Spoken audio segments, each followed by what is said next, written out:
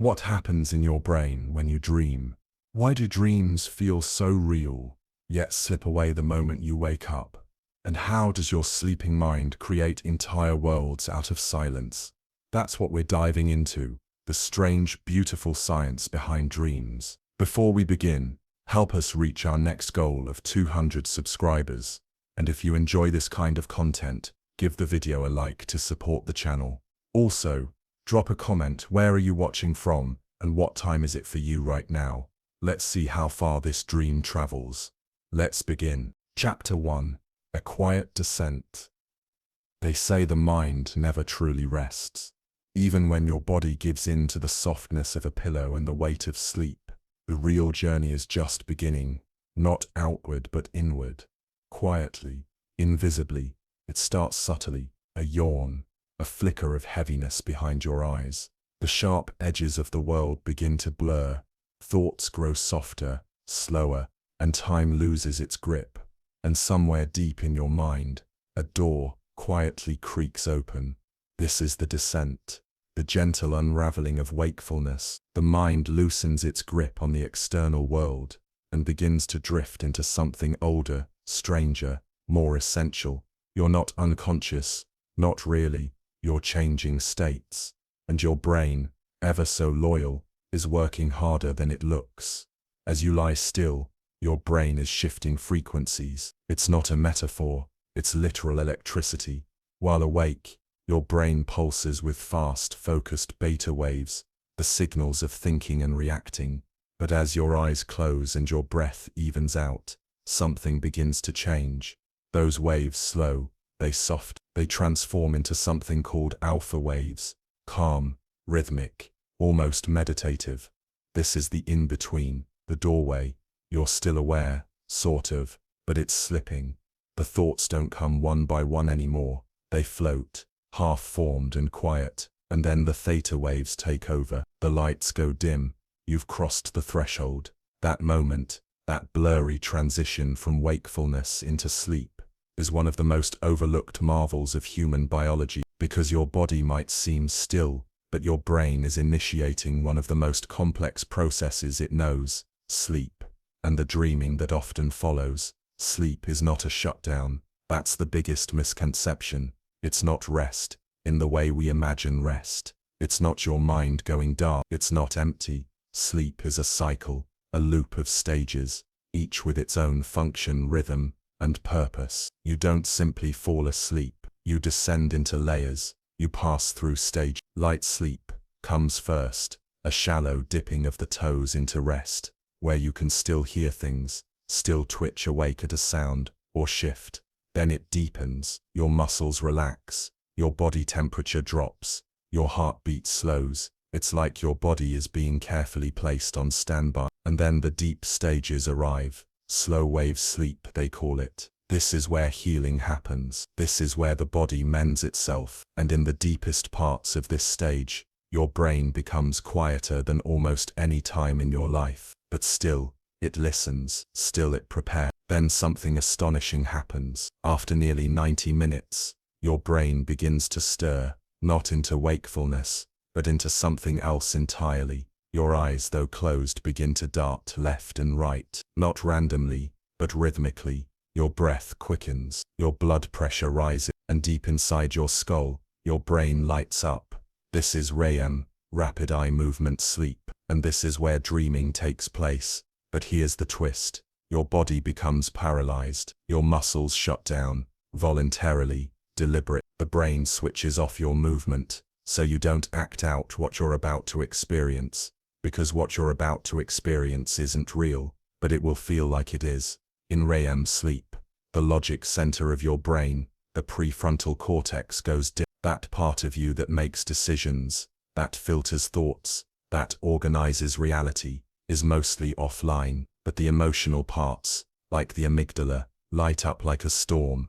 The visual centers activate too, even though your eyes aren't taking in any light. It's as if your brain is dreaming with the lights off, inventing colors from memory, sensations from nothing, stories from fragments. This is dreaming, not a malfunction, not background noise, but something deeply wired, deeply human. And yet, No one fully understands why we do it. There are theories, of course. Some believe dreams are how the brain consolidates memory, sorting through the day's input, keeping what matters, discarding the rest. Others argue it's emotional processing, your mind re-experiencing moments, fears, joys or traumas in order to resolve or rehearse them. Another idea is the threat simulation theory, that we evolved to dream so we could practice danger in a safe setting, a kind of nightly survival training. And then there are those who believe dreaming sparks creativity, helping us connect ideas in ways that logic would never allow while awake. But none of these explanations feel complete. Not really,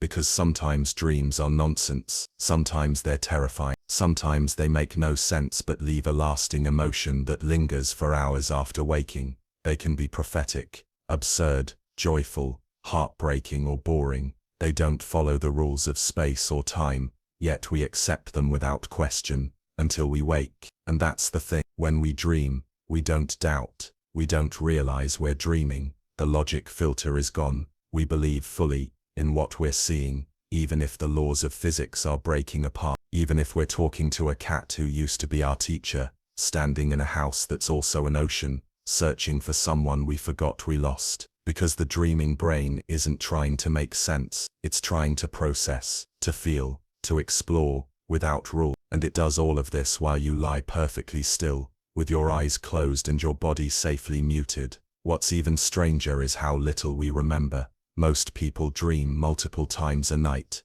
often 5 or 6 separate dreams, but recall almost none of them. That's because the prefrontal cortex, the part responsible for memory, is mostly asleep during dreaming. You're watching an incredible movie, but you forgot to hit record. Unless something stands out, something emotionally intense, or deeply strange, most dreams are lost within seconds of waking. You felt it, haven't you? That sensation of a dream slipping away the moment you open your eyes. You reach for it, but it fades like mist. A name, a place, a feeling, gone. And yet, you dreamed it, you lived it. For a few moments it was everything. So what just happened? While you slept, your brain shifted into another gear. It cycled through layers of consciousness. It paralyzed your body to protect you. It stirred your emotions. It stitched together images, voices, places, ideas, some real, some invented, into a fragile floating story that lived only in your mind. And when it was done, it let you wake up, as if nothing happened. But something did happen. Something happens every time you sleep. A theater opens, the lights dim, the show begins, and your mind becomes the actor, the writer, the audience, and the set. This is just the beginning. Chapter 2. The Architecture of a Dream. If you could peel back the skull and peer into the brain during a dream, what would you see? Not silence, not stillness, not chaos either. You'd see a symphony of electrical pulses firing in complex layered patterns. Certain areas would be glowing with activity, others dimmed, almost asleep. It wouldn't look random.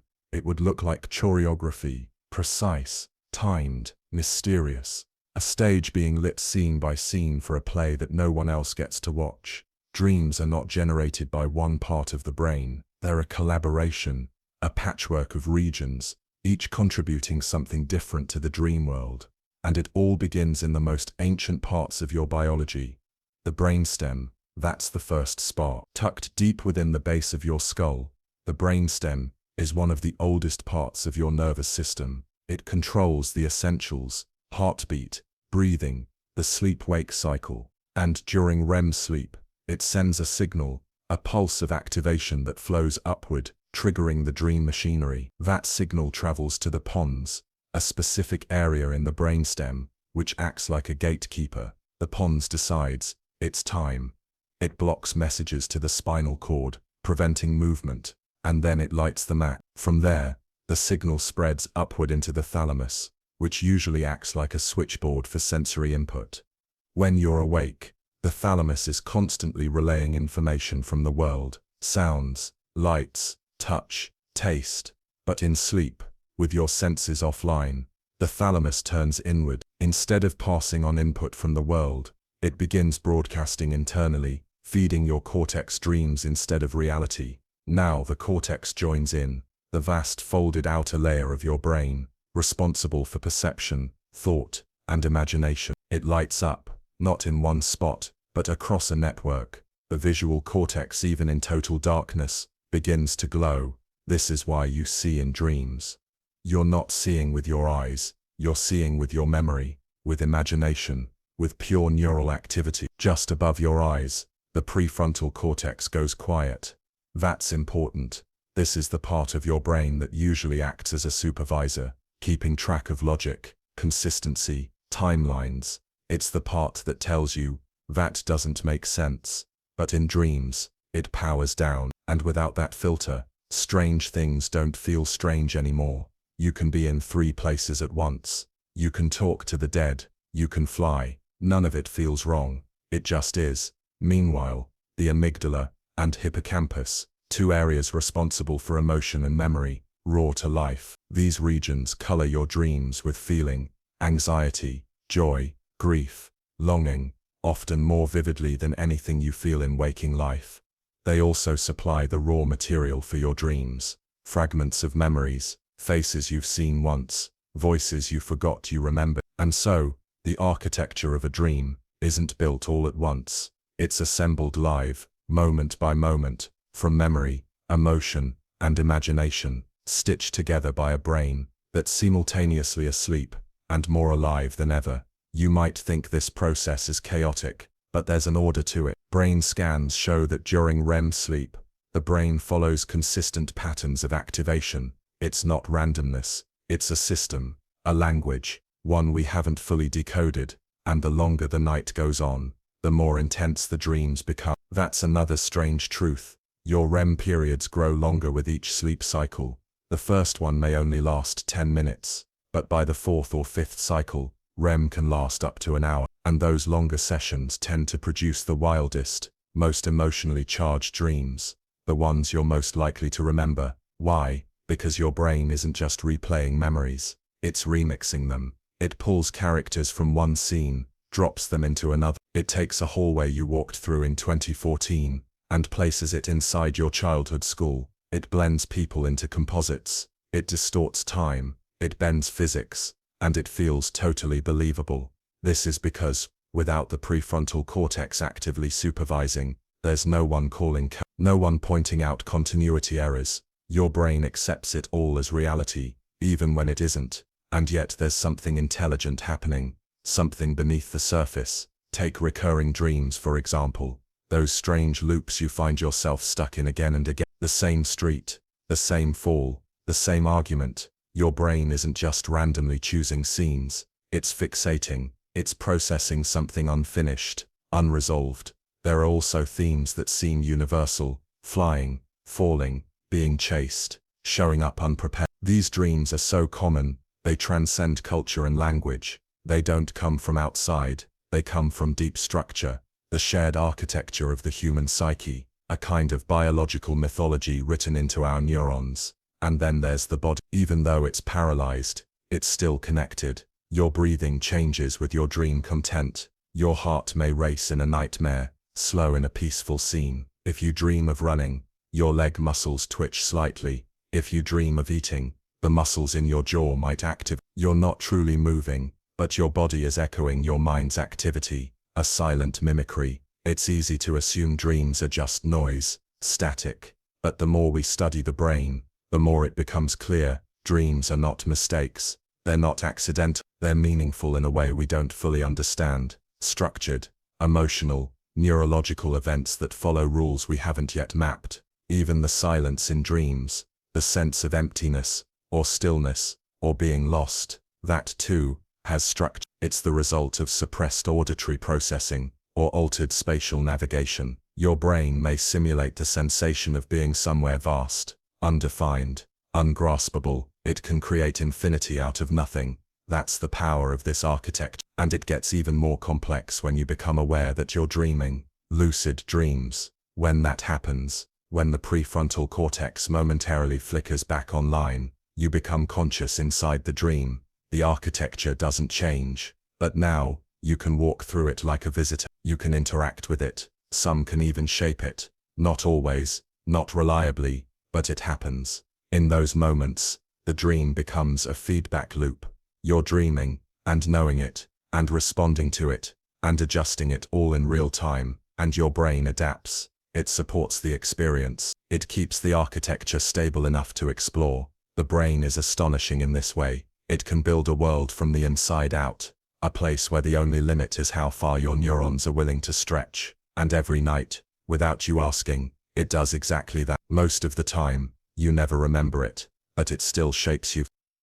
The architecture of dreams is like a hidden city inside your skull, built fresh each night, torn down at dawn, and rebuilt again from new parts. Strange, familiar, emotional, symbolic. No one else ever walks those streets. No one else ever hears those voices. And yet all of us do it, every night, quietly. So the next time you close your eyes and slip away, remember, you're not going nowhere. You're returning to a place your mind already knows how to build. You've been there before. And as we move deeper into this journey, we'll begin to explore how that place, that dream space, affects you when you're awake, because the boundary between dreams and consciousness may not be as solid as it seems.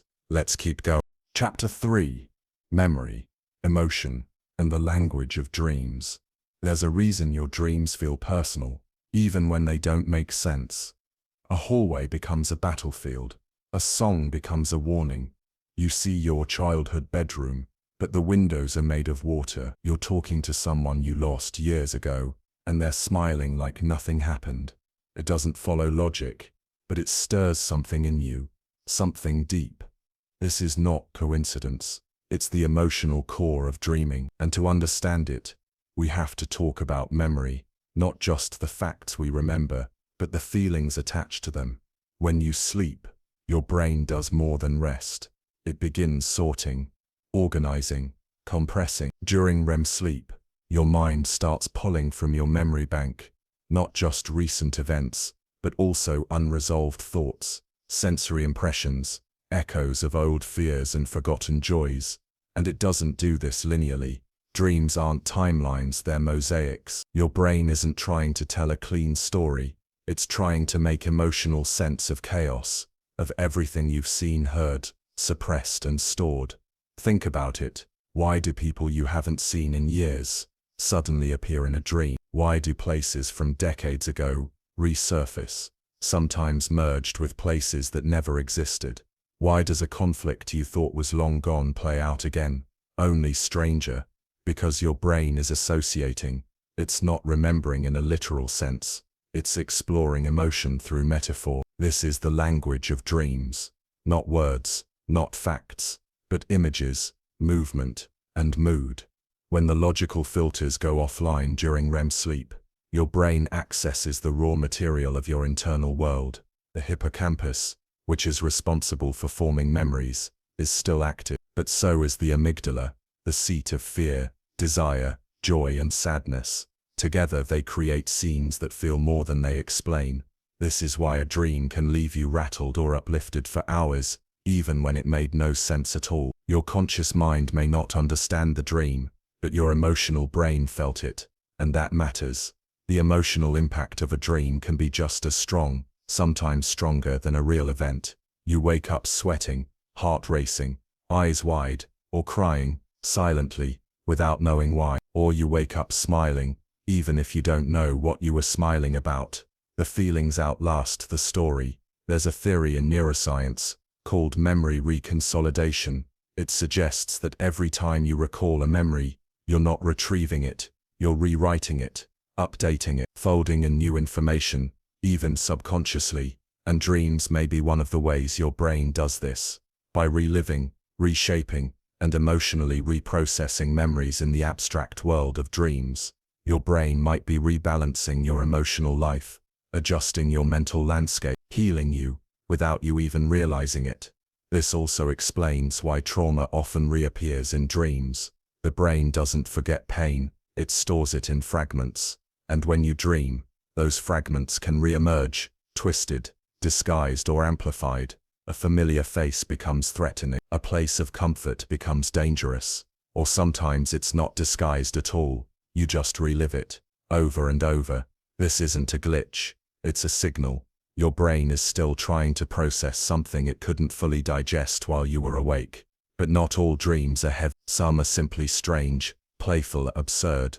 And those too may have meaning, not symbolic in the Freudian sense, but neurological. They may be your brain stretching its creative muscles, reorganizing information, or simply reactivating unused pathways to keep them healthy. And then there are the dreams that come just before waking, the final REM cycle. These dreams often feel vivid, cinematic, emotionally rich. It's no coincidence. They're shaped by the residue of your entire night's sleep.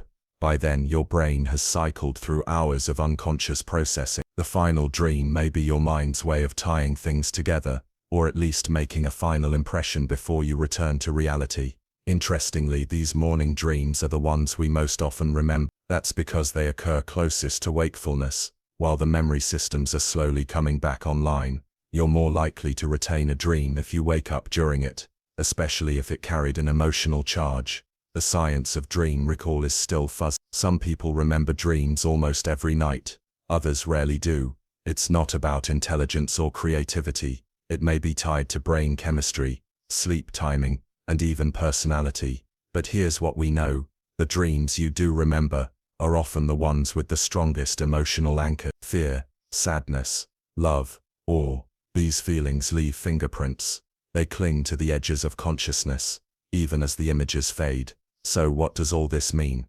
It means that dreams are not just stories, they're emotional landscapes. Your brain isn't writing a script, it's mapping a feeling. A memory is not a video, it's a scent, a color, a surge in your chest. Dreams use that emotional palette. They remix your memories not to retell them but to reshape how you feel about them. That's why a single dream can feel more meaningful than a month of waking moments. It's deeper than language, more honest than thought, and sometimes it gives you access to emotions you didn't know you still carried. This is the language of the dreaming brain, not rational, not linear, but human, utterly human. And as we move further into the science, it becomes clear, dreaming isn't just a side effect of sleep. It's a form of remembering, a form of feeling, a form of becoming. So if you've ever wondered why a dream made you cry, or made you smile in the dark, or haunted you for reasons you couldn't explain, now you know, your brain was speaking, just not in words. Chapter 4: The Mechanics of REM. Inside the dream state. By the time you enter REM sleep, you've already traveled far, through light dozing, through the deep, silent waves of slow-wave sleep. Your brain has gone inward, downward, into restoration and repair. But REM is something else entirely. It's not rest. It's not peace. It's performance. And it's wild. REM, short for rapid eye movement, is one of the most paradoxical states the human brain can enter. Your body is paralyzed, but your brain is electric. You are unresponsive, unconscious, and yet some of the most emotionally and visually intense experiences of your life unfold in this state, and they unfold without your permission. It all begins when the brainstem flips a switch. Deep inside the pons, that small primitive structure near the base of the brain, a specialized cluster of neurons begins firing. These signals travel upward, triggering a chain reaction. The thalamus, your sensory gatekeeper, starts rerouting input, not from the outside world this time, but from within, and the cortex lights up, especially the areas responsible for vision, emotion, and memory. You're in REM now, and what happens next has baffled scientists for decades. Because during REM sleep, your brain behaves in ways that don't line up with any other state, waking, dreaming, or otherwise. EEG scans show that the brain is almost as active as it is during full consciousness, sometimes more. Neurons fire in bursts. Electrical patterns ripple across the cortex. But your muscles go limp, completely. Your body becomes temporarily paralyzed, not by accident but by design. This paralysis is called REM atonia, and it's crucial. Without it, we'd act out our dreams, running, talking, fighting, falling. The brain deliberately shuts down motor neurons, creating a kind of invisible restraint. You're free to imagine anything, but not to move. It's a safety mechanism, a barrier between you and your own stories. but it's not perfect. And sometimes that line gets crossed. Ever woken up in the middle of the night, completely aware but unable to move, speak, or even blink? That's sleep paralysis. It happens when you wake up before REM atonia wears off. Your body is still locked in dream mode, but your mind is suddenly alert. The room around you feels unfamiliar, heavy. There might even be hallucinations, shapes in the dark, whispers, pressure on your chest. It's terrifying, but it's also a rare natural glitch in the REM cycle, a side effect of waking up between worlds. Most people drift through REM without ever noticing, and yet, it may be the most powerful experience your brain has all night. Because REM sleep isn't just when dreams occur, it's when vivid dreams occur. Technicolor, emotional, surreal, the kinds of dreams that leave fingerprints on your morning, the ones that linger behind your eyes as you brush your teeth, like smoke from a fire you can't remember starting. So why does the brain reserve this intense mental theater for REM? It comes down to two things: chemistry and connection. During REM, the brain is flooded with neurotransmitters, chemical messengers that modulate emotion, attention, and memory. Acetylcholine levels spike, boosting activity in the visual and limbic system. Meanwhile, norepinephrine and serotonin, chemicals tied to regulation and rationality, drop dramatically. The result: a dream state that's emotionally intense, visually vivid, and unfiltered. The usual guards are asleep. The supervisor, your prefrontal cortex, is offline. The critic is gone. What's left is pure, raw narrative, built from memory, emotion, and free associative thought. Your brain strings together moments with no concern for logic. It doesn't care if you're flying through a city made of books, or talking to a version of yourself from 20 years ago. The point isn't accuracy, it's feeling. And because the brain is so highly active, it builds these scenes quickly, stitching together faces you've only glimpsed, reassembling languages you half remember, pulling in sounds from the room around you and warping them into dream logic. Ever heard your alarm clock in a dream before you woke up? That's not your mind predicting the sound. That's your brain pulling real-world input into the REM narrative in real time. It adapts. Mid-dream, reality and imagination overlap. Briefly, confusingly. It's one of REM's strangest talents, the ability to blend fiction and fact on the fly. And it raises a deeper question. If your brain can generate such realistic experiences, while completely detached from reality, what does that say about the nature of consciousness itself? We'll get there. But for now, consider this. Your brain is performing a high-wire act every night, generating fully immersive experiences, rich in imagery, narrative, and emotion, all while keeping your body completely still, your logic systems muted, and your memory systems mostly off. Most of these dreams you'll never recall, but that doesn't mean they don't shape you. REM sleep plays a crucial role in your emotional health. Studies show that people deprived of REM tend to be more irritable, anxious, and emotionally reactive. The dreaming mind seems to act as a pressure valve, releasing tension and reorganizing emotional priorities. It's not just story time, it's therapy, silent, subconscious, and essential, and not just for emotion. Memory consolidation also relies heavily on REM. While deep sleep helps lock in factual memory, names, dates, directions, REM sleep helps integrate those memories into context. It's the difference between remembering a sentence and understanding the story. There's even evidence that creative problem solving is enhanced by REM. That old cliché, sleep on it, may have some truth.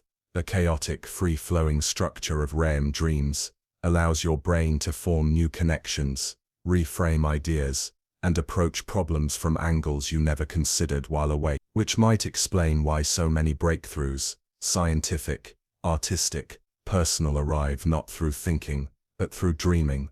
Paul McCartney heard yesterday, in a dream. Dmitri Mendeleev reportedly saw the periodic table in a vision while Mary Shelley's Frankenstein was born from a nightmare. The list goes on. The dreaming brain is not passive. It creates, it solves, it processes, and REM is its studio. Still, none of this fully explains why we dream. Not completely. The mechanics are clear: chemical shifts, region-specific activation, neuromuscular inhibition. We can trace the how, but the why remains elusive. Is dreaming just noise, a side effect of neural maintenance, or is it something more, a vital, evolutionarily preserved function of the mind? We don't have a final answer, but we know this: dreams are universal. All healthy human beings dream, regardless of language, culture, or education.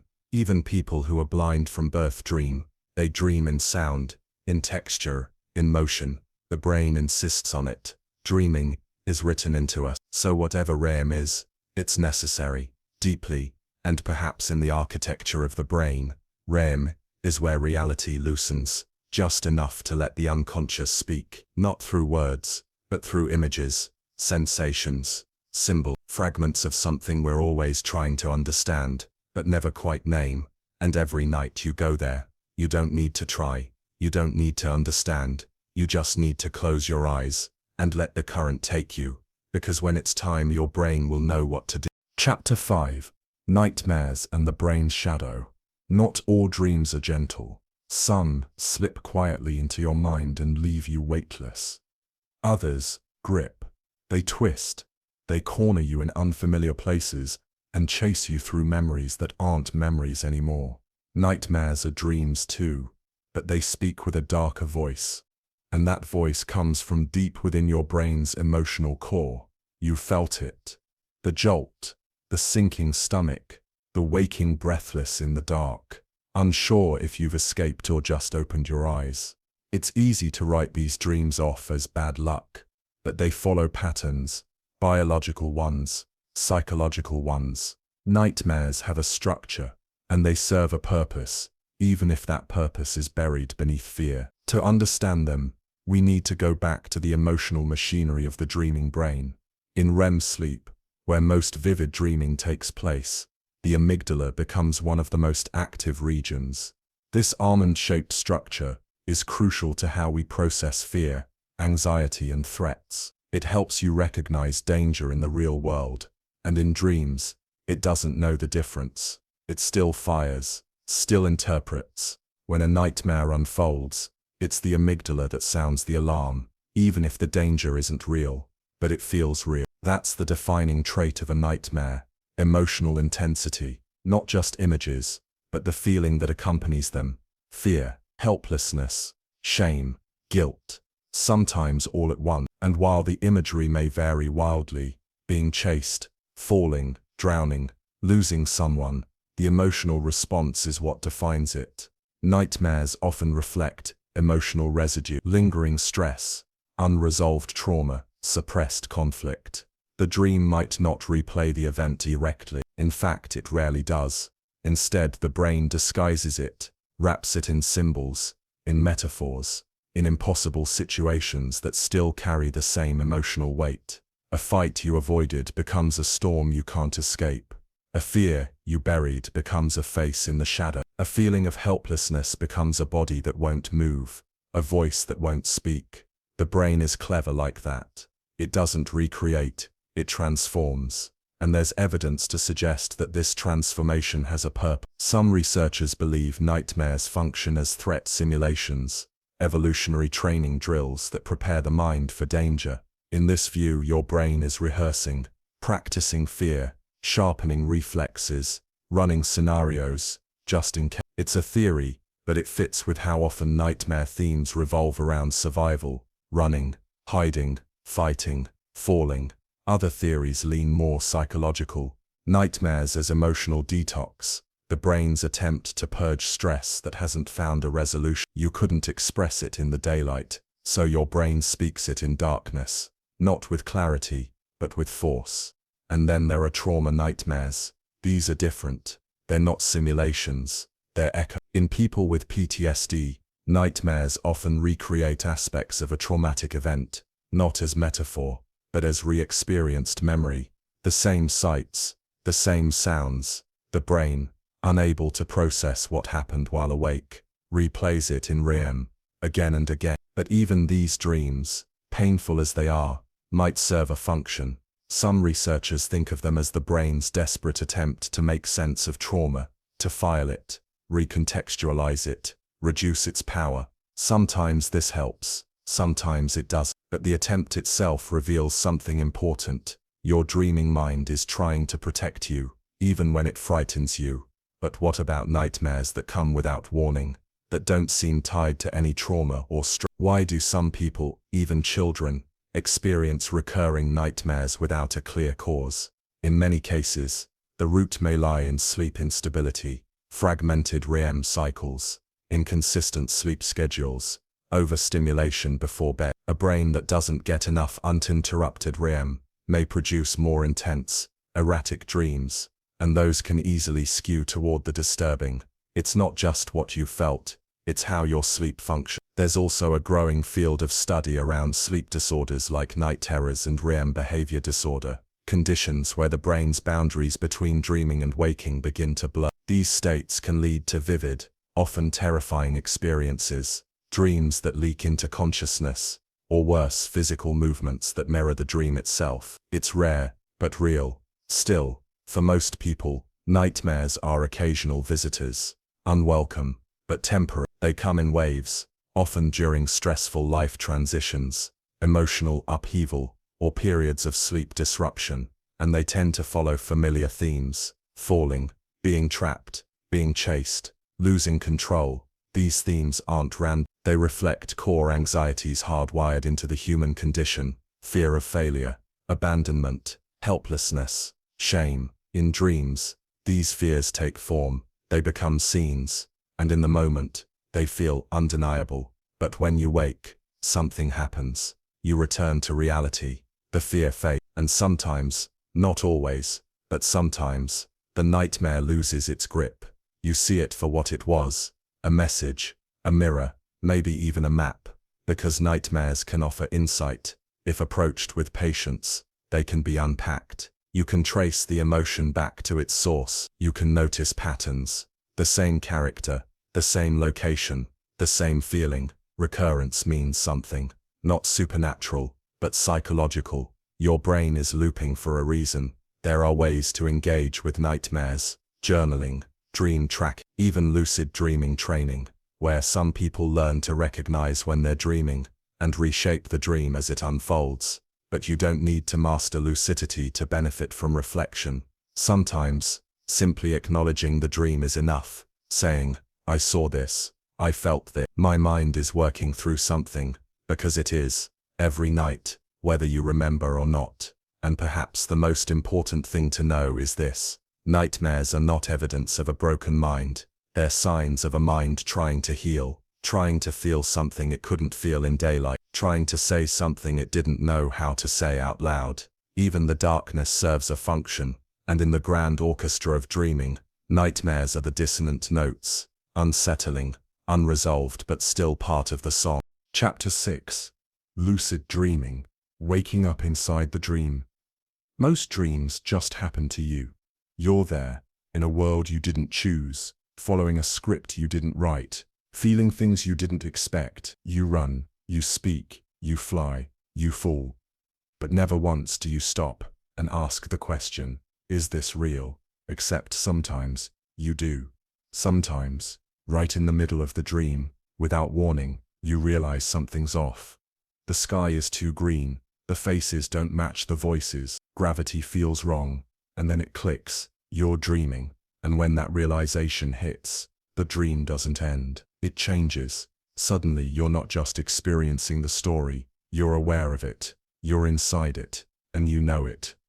That's lucid dreaming, a rare, strange, and deeply fascinating state of consciousness, where the dreamer becomes aware they're dreaming, and sometimes, learns to control it. It's not a fantasy, it's not myth, it's measurable, observable, scientifically validated. Lucid dreaming is real. And what's even more surprising, you might be able to learn how to do it if your brain is willing. But first, let's understand what makes lucid dreams different from regular ones. In a typical dream, your prefrontal cortex, the part of the brain that governs logic, self-awareness, and decision-making, is mostly offline.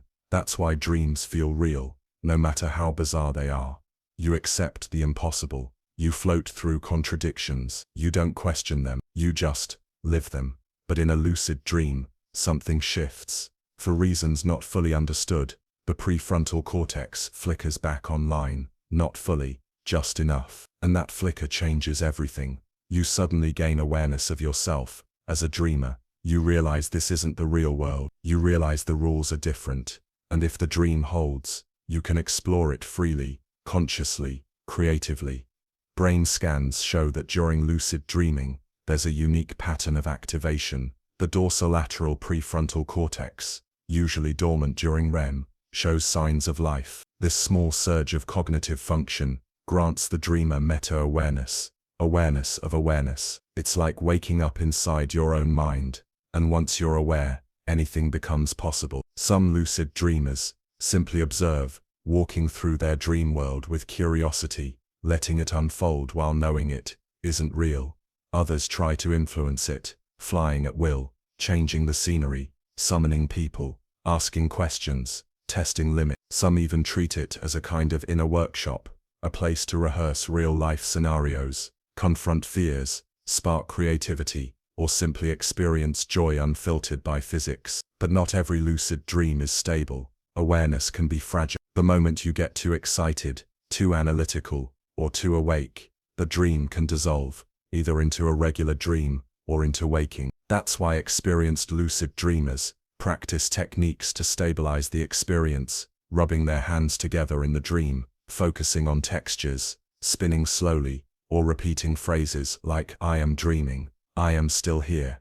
It's not magic, it's mental balance, keeping your consciousness alert, without snapping fully awake. And here's where things get even more interesting. You can train for this. There's a method called reality checking, where during the day, you frequently stop and ask yourself, am I dreaming? The idea is to build a habit of questioning your reality. Then, when you're dreaming, that habit might carry over, and you'll ask the question inside the dream, and if you do, and answer correctly, lucidity begins. Another method is mild, mnemonic induction of lucid dream. As you fall asleep, you repeat to yourself, next time I'm dreaming, I will remember that I'm dreaming. It's like planting a seed in your unconscious. Then, there's WBTB, wake back to bed. You wake up after 5 or 6 hours of sleep, stay awake for 20-30 minutes, then go back to bed. This increases the chances of entering REM, with more conscious awareness. These aren't guaranteed. Lucid dreaming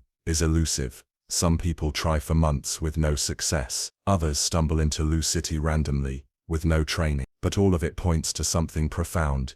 Your conscious mind is not fixed. It can enter and exit strange states. It can wake up inside itself. Lucid dreaming is not just a fun trick. It raises questions about the nature of awareness itself. Because if your brain can construct a reality, complete with light, space, movement, even a sense of time, and you can become aware inside that reality, what does that say about your waking consciousness? What makes this world real, and the dream one unreal? Is it the consistency, the rules, the agreement we all share? Inside a lucid dream, everything feels real. You see light, you hear sound, you feel movement, you even think clearly, sometimes more clearly than you do while awake. And it's all generated from within. No eyes, no ears, no body, just the brain, sculpting an entire world out of memory, emotion, and imagination. Lucid dreams reveal something essential about the dreaming brain. It doesn't just simulate experience, it can simulate awareness. And that awareness, that flicker of lucidity, blurs the line between states, between dreaming and waking, between passive and active consciousness. Some people use lucid dreams to confront fears, intentionally summoning nightmares, then facing them. Others use it to explore spiritual questions, asking dream characters, what are you, or what is the purpose of this dream? And sometimes the dream responds. There are reports, anecdotal but consistent, of dream figures, saying things that feel profound, even life-altering, of landscapes transforming, based on emotional states, of people meeting lost loved ones in dream form, and feeling genuine peace afterward.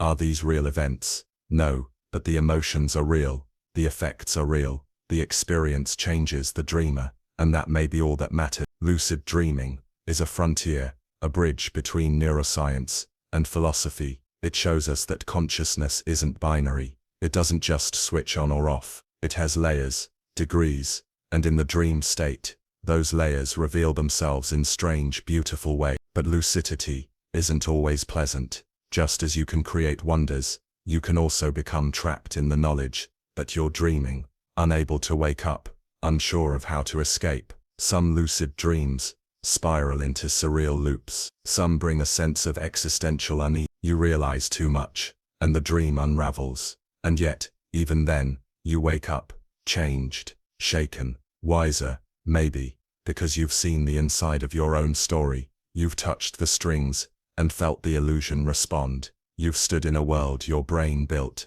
and knew it. That's lucid dreaming, not just control, not just awareness, but a moment where consciousness curls back on itself and watches the dreamer dream. Chapter 7.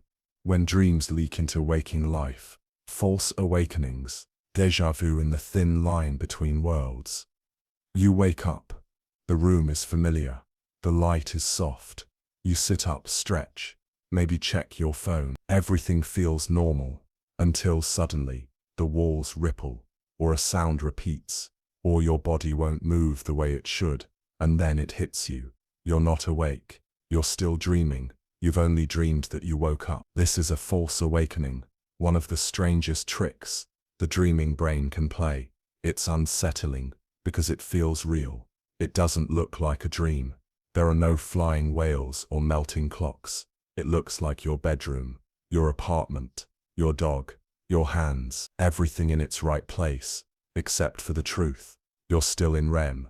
False awakenings expose something strange about the brain's capacity to simulate reality, not just sights and sounds, but full environments, complete with memory, habit, expectation. Your brain doesn't just build dream logic, it can build waking logic too, and it can use it to trap you. Some people experience multiple layers of false awakening, waking up from one dream into another, then another, then another, until the real world finally returns like a lifeboat. The feeling can be surreal, sometimes terrifying, a loop you can't break, a world that keeps rewriting itself.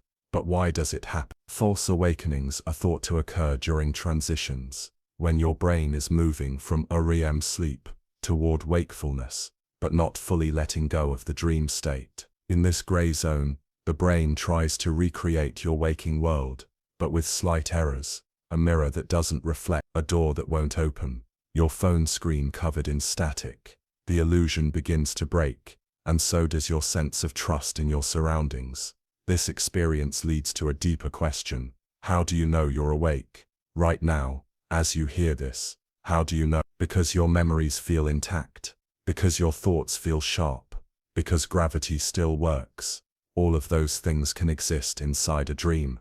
Lucid dreamers know this well, that dreams can be convincing, emotionally, sensorily, even logically convincing. The only clue is that something is off, and even then, it's easy to dismiss. This is where déjà vu enters the picture. That eerie sensation that you've seen this before, heard this voice before, walked through this moment before. It's not a dream, you're awake, but the moment feels like a replay, a loop, a glitch. For a long time, déjà vu was treated like a psychological trick, just a misfiring of memory. But newer research suggests it may stem from a brief miscommunication between brain regions. Your temporal lobe, responsible for memory, momentarily activates in a way that feels like recollection, even though no real memory exists. It's as if your brain says, "I've seen this before," but your conscious mind can't find the file. What's fascinating is how closely déjà vu resembles the emotional signature of a dream. It's not about accuracy, it's about familiarity, a feeling that doesn't match logic, but feels undeniable anyway. And just like false awakenings, déjà vu blurs the line between experience and perception, between memory and moment. Sometimes, déjà vu is so strong it is tied to a dream. People report walking into a location they've never been in real life, but suddenly realizing they've seen it before, in a dream months or years earlier. The lighting, the layout, the person, at the counter, everything matches. There's no logical explanation, but the sense of recognition is overwhelming. Is it coincidence? Or is your brain reaching backward, pulling from the archives of dreams you don't consciously remember. We forget most of our dreams, but forgetting isn't erasure. The brain stores fragments, images, impressions, emotional tones that can resurface later, recontextualized. Déjà vu may be one of the ways your brain replays a half-remembered dream as if it were reality. And then, there are moments when waking life begins to feel dreamlike. It's subtle. You're walking through your day, but everything feels slightly distant. The air feels thicker, sounds echo.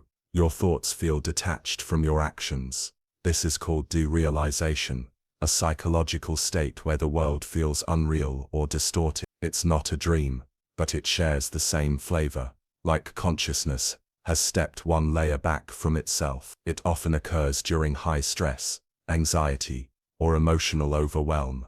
Your brain, in an effort to protect you, temporarily softens your connection to the environment. You feel like an observer in your own life. Some describe it as being in a dream you can't wake from, and perhaps that's not just metaphor, because dreams and waking life don't exist in two separate containers. They bleed, they echo, they overlap. The line we draw between reality and imagination is built on stability, on the expectation that things make sense, stay consistent, follow rules. But the brain doesn't always follow those rules. It creates experience. That's its job. And sometimes it doesn't bother to label which experience is real.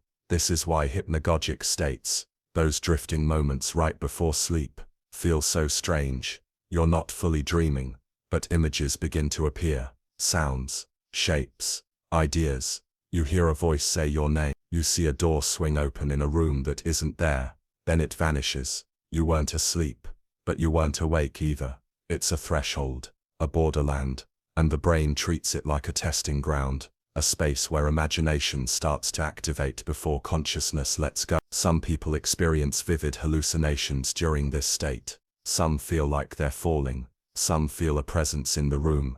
These aren't dreams, they're pre-dreams, the early formation of your brain's nightly journey, and sometimes those pre-dreams reach into your waking mind. A memory that doesn't exist, a smell that triggers a place you've never been, a flash of imagery that feels like it should mean something, even if it doesn't. We call these glitches, but maybe they're not errors, maybe they're reminders that consciousness is fluid, that perception is layered, that your mind is always dreaming. Even during the day, just in different ways. You daydream, you imagine, you create scenarios in your head, run dialogues with people who aren't there, rehearse moments before they happen. You visualize goals, replay conversations, rewrite the past. That's dreaming too, just with the lights on. And then when night comes, the curtain falls, the logic dims, and the backstage crew takes over. But the sets are the same. The characters are drawn from the same memories. The emotions echo the same truth. The only real difference is that we call one state reality, and the other, dreaming. So what happens when those labels don't hold? When you wake up 4 times before you really wake up? When a moment in your day feels like a flashback to something that never happened? When you look in the mirror, and feel like you've stepped outside yourself? You're not broken, you're human, and your brain, wondrous, mysterious, tireless, is doing what it has always done, blending perception, testing boundaries, searching for meaning between worlds. Chapter 8. Dreams and Creative Insight. How the unconscious solves problems. We like to think of creativity as something we do. We sit down, we focus, we brainstorm, we grind through obstacles, until eventually, a breakthrough appears. The idea comes, the problem is solved. The words flow, but sometimes, creativity doesn't work that way. Sometimes it happens in the background, quietly, invisibly, and sometimes it happens in a dream. You've probably heard stories. A scientist sees the structure of a molecule in a dream. A musician hears a melody in their sleep and wakes up humming it. A writer dreams of a scene, vivid, strange, specific, and later builds an entire book around it. These aren't myths, they're real events, and they're not just rare quirks of genius. They're clues, hints at the deeper workings of the unconscious mind, and how, while you sleep, Your brain may be solving problems you didn't even realize you had. Take the chemist Auguste Kekule, who discovered the ring structure of the benzene molecule. He'd been struggling with the problem for months, unable to imagine how the atoms could connect. Then one night, he dreamed of a snake biting its own tail. He awoke with the image fixed in his mind, and suddenly understood the ring structure. That dream, strange and symbolic, unlocked a truth that reason alone had failed to deliver. Or consider Paul McCartney, who reportedly heard the full melody of Yesterday in a dream. He woke up and played it on the piano, unsure if he'd accidentally remembered something someone else had written. He hadn't. It came from somewhere deeper. Even Mary Shelley, the author of Frankenstein, described the story's core imagery, the spark of unnatural life, as arriving in a dream. She didn't plan it. She received it. These moments are not accidents. They're the result of how your brain works, when the filters are turned off, when logic loosens, when the conscious mind steps aside and the unconscious mind begins to arrange ideas in new, unexpected ways. During sleep, particularly REM sleep, your brain becomes more fluid, patterns break, constraints dissolve. Associations that would be dismissed as nonsense in waking life are now allowed to play. And in that strange mental playground, ideas can collide, not through effort, but through chance, through freedom. You stop trying to solve the problem, and the solution appears. This is what psychologists call incubation. You plant the problem in your mind, then walk away, and while you're not thinking about it, your brain continues working, rearranging, re-evaluating. Dreams may be the most vivid expression of that incubation process, because dreams don't operate under the same rules as waking thought. They're nonlinear, associative, emotional. They allow you to combine unrelated concepts, to explore ridiculous possibilities, to imagine outcomes without fear or judgment.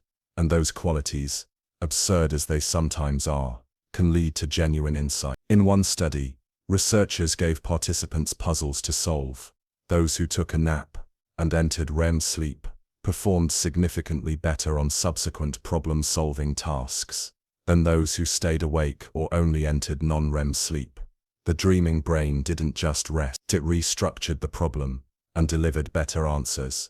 Another study involved dream incubation, where participants were instructed to sleep on a specific problem. A surprising number returned with useful ideas, solutions, or at the very least, a new perspective. The unconscious mind doesn't think like you do when you're awake. It doesn't follow steps. It doesn't explain itself. But it knows. It recognizes patterns. It connects dots. And it does this silently, until it hands you a dream, wrapped in metaphor, soaked in emotion, half hidden, half revealed. And if you're paying attention, it can change everything. Some people use dreams intentionally to spark creativity. They keep dream journals. They reread their entries for recurring themes. They mine their dreams for ideas, dialogue, colors, imagery. Salvador Dali famously practiced hypnagogic creativity, the state between wakefulness and sleep.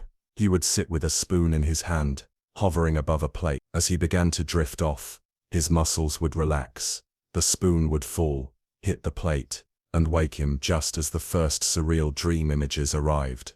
He called it slumber, with a key, because that moment, just before sleep takes hold, is often where the unconscious starts to speak. Thomas Edison did something similar. So did Beethoven. So do thousands of artists and writers, every day, without even realizing it. They're listening for what the waking mind can't hear. They're waiting for the idea that doesn't arrive through force, but through surrender. This isn't just about art.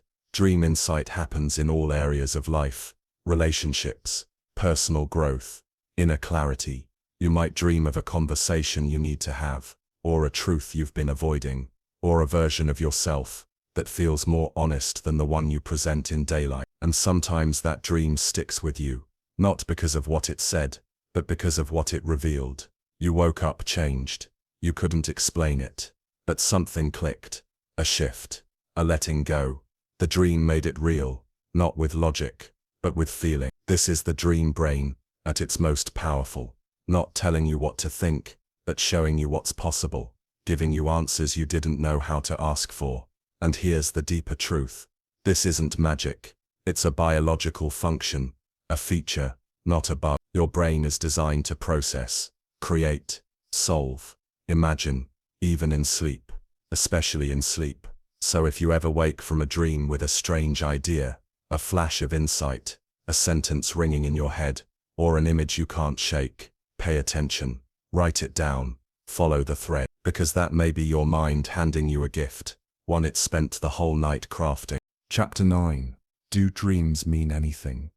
Between symbolism, psychology, and the unknown, a shadow at the door, a field of blue flowers, a voice you haven't heard in years, saying something you didn't know you needed to hear, and you wake up confused, unsettled, maybe moved. You try to replay the dream, but it slips, the images fragment, the feeling lingers, and you wonder, was that just random, or was it trying to tell me something? This is one of the oldest questions in human history. Do dreams mean anything? For some, the answer is obvious. Of course they do. For others, it's just as clear. Dreams are mental noise, nothing more.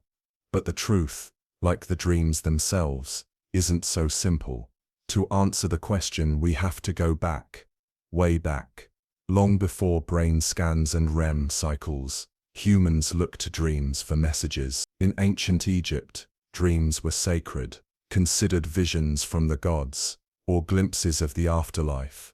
Temples were built for dream incubation, where people would sleep in hopes of receiving divine guidance. The Greeks had their dream oracles, the Babylonians, their dream books. In the Bible, dreams carried prophecy. In indigenous cultures, they bridged the seen and unseen. In all these traditions, dreams were not random, they were important. Sometimes sacred, often terrifying, and always personal. Then came Sigmund Freud, the father of psychoanalysis. To Freud, dreams were the royal road to the unconscious. He believed they were wish fulfillment, disguised expressions of desires we couldn't admit to ourselves while awake. In his view, the dream wasn't just a random experience, it was a message from a deeper part of the psyche, wrapped in symbolic code.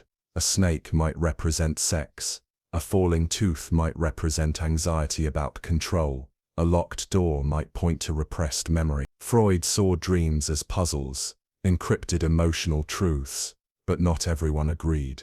Carl Jung, Freud's former student and later rival, believed dreams were far more than repressed desire. To Jung, dreams were communications from the self, the full total psyche, trying to bring balance to your inner world. He believed in archetypes, recurring symbols that appear across cultures and time, embedded in the collective unconscious. A mother, a shadow, a wise old man, a snake, a tower. These images, Jung argued, weren't just personal, they were ancient. They came from somewhere deeper than memory. Jung believed dreams were not just reflections of what's inside you, they were your unconscious mind trying to guide you. And yet even he admitted, not all dreams are clear, not all dreams are meaningful. In the same way, sometimes a train is just a train. Sometimes it's your childhood, leaving without you. Modern psychology mostly walks a line between these two poles. On one side, biological explanation, the brain is sorting information, the dream is a side effect. On the other, symbolic interpretations, the dream carries meaning, but it may not always be obvious or fixed. Some therapists use dream analysis as part of treatment, especially in psychodynamic or Jungian approaches. They look for recurring symbols, emotional tones, patterns, not to find a single correct meaning, but to ask why the dream felt the way it did. The key isn't the symbol itself, it's your relationship to it. You dream of water. What does water mean? Well, what did it feel like? Was it still and peaceful, or dark and rising? Were you floating, drowning, drinking, crossing? The same symbol can mean different things to different people, or to the same person in different seasons of life. So the meaning isn't fixed, it's alive, and it's often emotional, not logical. A dream might be about fear, or grief, or a part of you that's been forgotten, and your brain, in the absence of language, gives it a scene, a face, a place, a sequence of events that feels like a story, even if it doesn't explain itself. But is every dream meaningful? Probably not. Some dreams are chaotic, some are noise fragments of memory, sensation, and stress firing without cohesion. Your brain might be offloading junk data, sorting neural connections, testing its own circuits. These dreams don't come with strong emotional signatures. They're shallow, disodable, but the ones that stick, those might matter, especially when they repeat, when the same symbol returns, when you feel something deep in the dream, fear, longing, peace, loss, something that feels older than the dream itself. That's when the question arises again, why now? And often, there's no perfect answer, just a sense that your unconscious is working on something, trying to speak in a language you haven't fully learned. This is why so many people keep dream journal, not because every dream is profound, but because meaning often reveals itself across dreams. Patterns form, symbols evolve. A man in a coat shows up again, but this time he gives you a name. The room you couldn't leave now has a window. The storm that always chased you finally passes. These changes can feel subtle, but they mirror real psychological shifts. They reflect your healing, your fear, your desire, your integration. Dreams don't follow time like we do. They remember things we forgot. They combine past and present in ways that logic never could. And sometimes the most honest thing your mind says all day is said while you're asleep. So do dreams mean anything? Not always, but they can.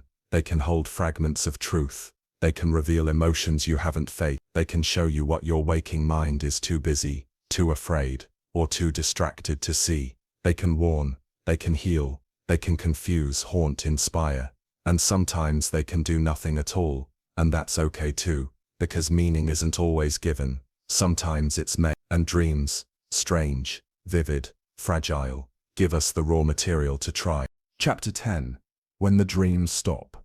Trauma, sleep disorders, and dream deprivation. We spend nearly a third of our lives asleep. And yet, for some people, sleep doesn't come easily. And when it does, the dreams don't. Some can't remember the last time they had a dream. Others know they once dreamed vividly. And then somehow, it stopped. What does it mean when the dreaming mind goes quiet? What happens when the night no longer speaks? Dreaming isn't just something your brain might do. It's something it's built to do. REM sleep, the stage where most dreams occur, is a biological rhythm, hardwired into us like hunger or heartbeat. And while not every dream is remembered, the process is almost always there, quietly unfolding behind closed eyes, shaping memory, regulating emotion, restoring mental balance. But sometimes, something interrupts that rhythm. And when it does, the silence can feel louder than the dream ever did. One of the most common causes of dream loss is sleep fragmentation. This happens when your sleep is constantly interrupted by noise, by stress, by discomfort, by medical conditions like sleep apnea. Your brain never gets a chance to sink fully into the deeper REM stages. You may still sleep, you may still rest, but the cycles are broken. The dreaming never has time to build. People with chronic insomnia often report dreamlessness, not because their brains can't dream, but because they never stay asleep long enough to enter the architecture of REM. It's like walking toward a concert hall every night, but never getting past the front door. And then there's REM sleep behavior disorder, a condition in which the paralysis that normally occurs during REM sleep fails, and the sleeper acts out their dreams physically, kicking, punching, talking, shouting. This disorder doesn't erase dreams. In fact, it often involves extremely vivid and violent ones. But the dream becomes dangerous, unbound from its safe container. The dreamer suffers, their partner suffers, the boundary between mind and body collapses. In more severe cases, the dream disappears altogether. Neurological damage from strokes, head trauma, or degenerative conditions like Parkinson's can disrupt the parts of the brain that generate REM sleep. These individuals often stop dreaming, not because they don't want to, but because their brain no longer supports the system that allows it. And that loss is more than just strange, it's profound. People who stop dreaming often describe a subtle kind of emotional numbness, not just the absence of imagination, but the absence of depth. Mornings feel flatter, emotions less processed, as if something essential is missing. And science supports this. REM sleep isn't just about dreams, it's about mood regulation. When we don't dream, we tend to become more reactive, more irritable, more anxious. The brain doesn't get to reboot its emotional circuits, and so the stress accumulates, slowly, invisibly. This is especially true for people dealing with trauma. Sometimes trauma increases dreams, nightmares, flashbacks, intrusive replays, but sometimes it silences them. The mind, overwhelmed by stress, shuts the door. REM sleep is suppressed, dreams become muted or absent altogether. And while this might sound like relief, especially for those haunted by trauma, it comes at a cost. The brain isn't healing, it's avoiding. The emotional processing that normally occurs in REM sleep can't happen, and so the wounds stay raw, just buried deep. It's not uncommon for survivors of trauma to go years without remembering a single dream. Then one night, the dreams return, slow, uncertain, emotional, not always nightmares, not always clear, but real. That return can be terrifying, but it can also be the first sign of recovery, that the brain is beginning to reopen the parts of itself that once shut down in self-defense. Even medications can silence dreaming. Certain antidepressants, particularly SSRIs and SNRIs, are known to suppress REM sleep. So are sedatives, tranquilizers, and some anti-anxiety medications. They may help you fall asleep, but they alter the structure of your sleep, reducing the REM stages, and with it the dreams. For some, this is a fair trade, especially when nightmares are unbearable, but for others, it feels like losing a part of themselves, like forgetting something important every night. And then there are those who dream, but can't remember it. Dream amnesia is normal. We forget 95% of dreams within minutes of waking, but in some people that forgetting becomes total. They wake up, having no sense that anything happened. No images, no voices, no impressions, just blank. This can be caused by poor sleep hygiene, erratic schedules, or even elevated stress hormones like cortisol, which impair memory consolidation. It can also happen when you wake too quickly. Alarms, bright lights, sudden movements. The transition is too sharp. The memory never gets saved. And yet, the dream was there. It happened. The brain still dreamed. You just didn't get to take it with you. So what can be done? First, restore the structure. Healthy REM sleep depends on rhythm, consistent bedtimes, low light, minimal screens, reduced caffeine and alcohol. The more stable your sleep, the more reliable your dreams. Second, invite the dream back. Even if you don't remember anything, start a journal. Write the time you slept, how you felt, what you ate, what you were thinking about. Signal to your brain that the dream matters. Over time, fragments may return, a color, a sentence, a sense, and with it, the larger picture. Third, be patient. Dreaming is not a performance, it's a conversation, one your brain has with itself, and sometimes with you, when it feels safe enough to speak. When the dreams go silent, it's not always failure. Sometimes it's a pause, sometimes it's grief, sometimes it's repair, but the architecture is still there. The stage still exists, and your brain, no matter how quiet, still remembers how to dream. Chapter 11. Dreams Across Cultures. What the world believes about the dreaming mind. We often think of dreams as a personal phenomenon, a private theater no one else can enter. But dreams have never just belonged to the individual. They've shaped entire cultures, guided decisions, inspired rituals, and even rewritten history. To understand dreaming fully, we need to go beyond neuroscience. We need to look at what humanity has always believed about the sleeping mind. Because for thousands of years, long before we could measure REM sleep or scan a dreaming brain, humans were dreaming and wondering what it meant. And the answers we gave They were as diverse as the landscapes we came from. Let's begin with ancient Egypt.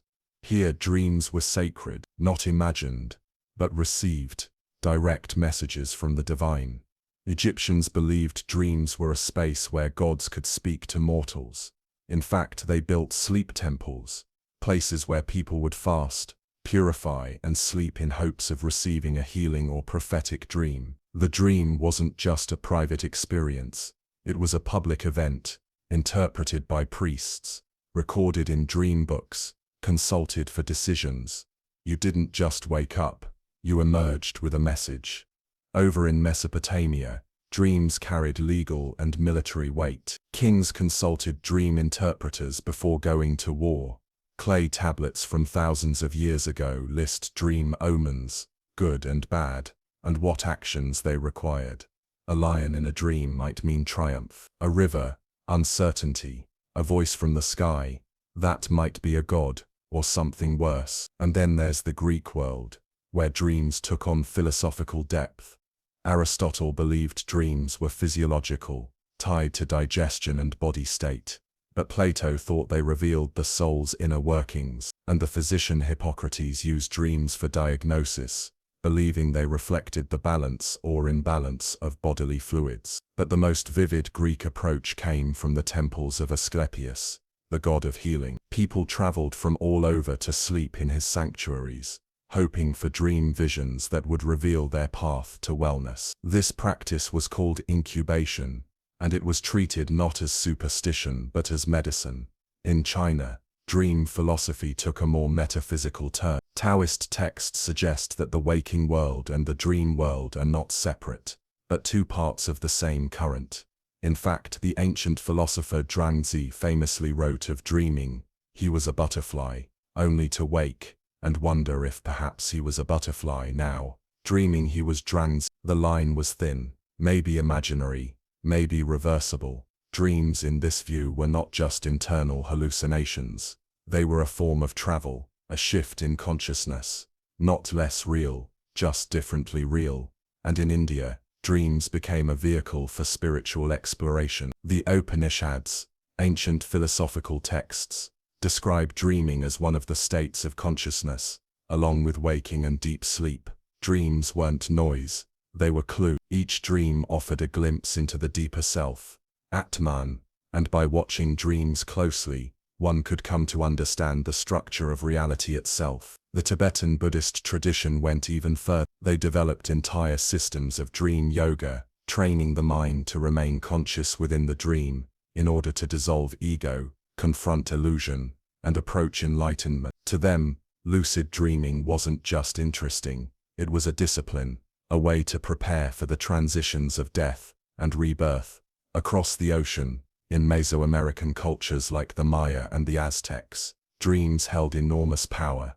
They were tied to gods, ancestors, and destiny. A single dream could determine the fate of a child, a marriage, or a king. Dreaming was considered a sacred function, sometimes dangerous, always potent. In many indigenous traditions around the world, dreams are still central. For the Australian Aboriginal people, there is the concept of dream time, not just dreams in sleep, but the eternal, mythic time that underlies reality. In dream time, the world was created, ancestors walked the earth, and when one dreams deeply, they may enter this timeless layer, where stories are not remembered, but relived. In parts of Africa, dreams are shared aloud in the morning, discussed communally, not just personally. They may be seen as visitations, omens, or messages from spirits or family members who have passed on. To ignore a dream might be to ignore a warning or a blessing. Even in Islamic tradition, dreams are taken seriously. The Prophet Muhammad reportedly placed great importance on dreams, viewing some as divine messages. In early Islamic culture, dream interpretation was a scholarly practice, with books written to categorize symbols and their meanings. So what does all this tell us? That dreaming, far from being a private isolated experience, has always been cultural. What you see in a dream might be shaped by your biology, but what you believe about it, that comes from where and who you are. In the West, we often dismiss dreams. We call them just dreams, as if they're background noise. But in much of the world, and much of human history, dreams are a doorway to insight, to guidance, to the divine. They're part of waking life, not separate from it. And maybe that's something modern science is beginning to rediscover, because even now, with brain scans and sleep labs and neurological data, we still don't fully understand why we dream. We know how, we can measure when, but the why still echoes like a question in the dark. And maybe the truth is this: dreams aren't one thing. They're not just data, they're not just symbols, they're not just emotional residue or subconscious cinema. They're us, reflecting back what we feel, what we fear, what we hope, filtered through biology, shaped by story, colored by culture. The dreams of a child in modern Tokyo might look different from the dreams of a shaman in the Andes, but the dreaming impulse, that's universal. We all close our eyes, we all fall inward, and somewhere in that inner world we all begin to see things only we can see. Chapter 12. Waking Dreams. Sleepwalking, hallucinations, and the edges of consciousness. Not all dreams wait for sleep. Sometimes the dream leaks into waking life, silent, strange, half-formed. A voice in an empty room, a flash of color behind the eyes, a moment where reality tilts sideways, and for just a breath, you're not entirely sure what's real. These are the edges of consciousness, the twilight zones of the mind, places where sleep and wakefulness bleed into each other, and where dreams come uninvited. One of the most common and unsettling examples is sleepwalking. A person rises from bed, eyes open, moving, sometimes speaking.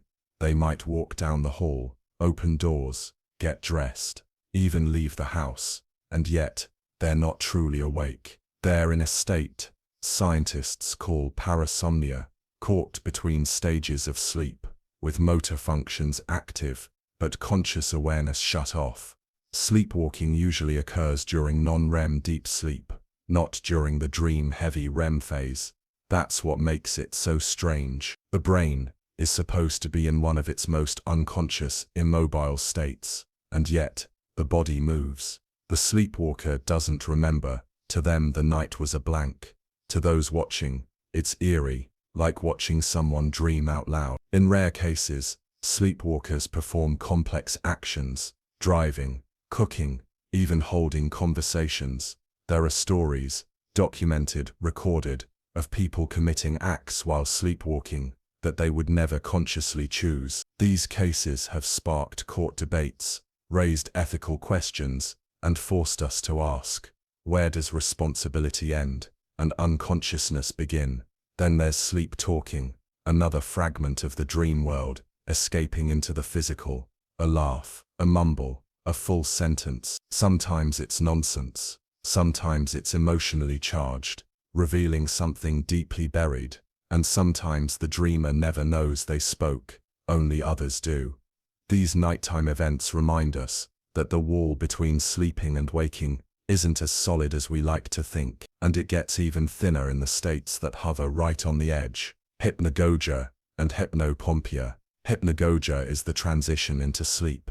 Hypnopompia is the transition out, and in both states the brain is unstable, drifting between external awareness and internal projection. Have you ever felt like you were falling just as you started to drift off? Heard your name whispered as you were waking? Seen a figure in the corner of the room that vanished when you turned your head? These are hypnagogic hallucinations, not dreams, exactly, but flashes of the dream mechanism misfiring while the conscious mind is still partially online.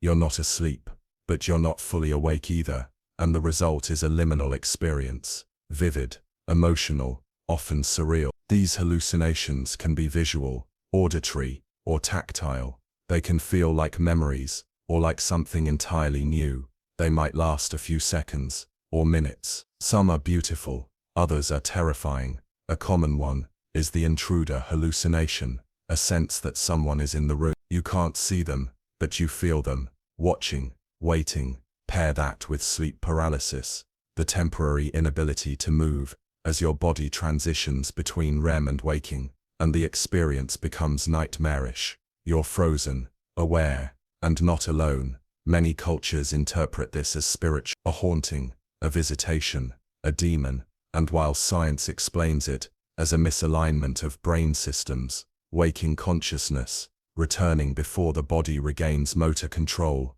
the emotional impact remains intense. Even knowing the cause doesn't make it feel any less real. Then there's narcolepsy, a neurological disorder that short-circuits the sleep-wake boundary completely. People with narcolepsy may fall into REM sleep instantly, even during the day. They may experience sleep attacks, overwhelming drowsiness that strikes without warning, or cataplexy, sudden muscle weakness, triggered by strong emotion, or daytime hallucinations, dream-like images, or sensations bleeding into waking perception. Imagine sitting in a meeting and seeing a door open that isn't there, or hearing music no one else hears. Not because you're dreaming, but because your brain has dropped you into REM with your eyes open. This isn't imagination, it's not psychosis, it's the dream system firing at the wrong time. And that's the unifying theme in all these states, the dream mechanism itself, this ancient, complex system of memory, imagery, and emotion, doesn't always stay put. It doesn't always wait for sleep. Sometimes it slips through. Sometimes the lines blur between dreaming and remembering, between sleeping and performing, between illusion and belief. Even in waking life we experience flashes of dream logic, daydreams, sudden ideas, mental images we didn't ask for, grief that arrives with a vision, creativity that erupts from nowhere.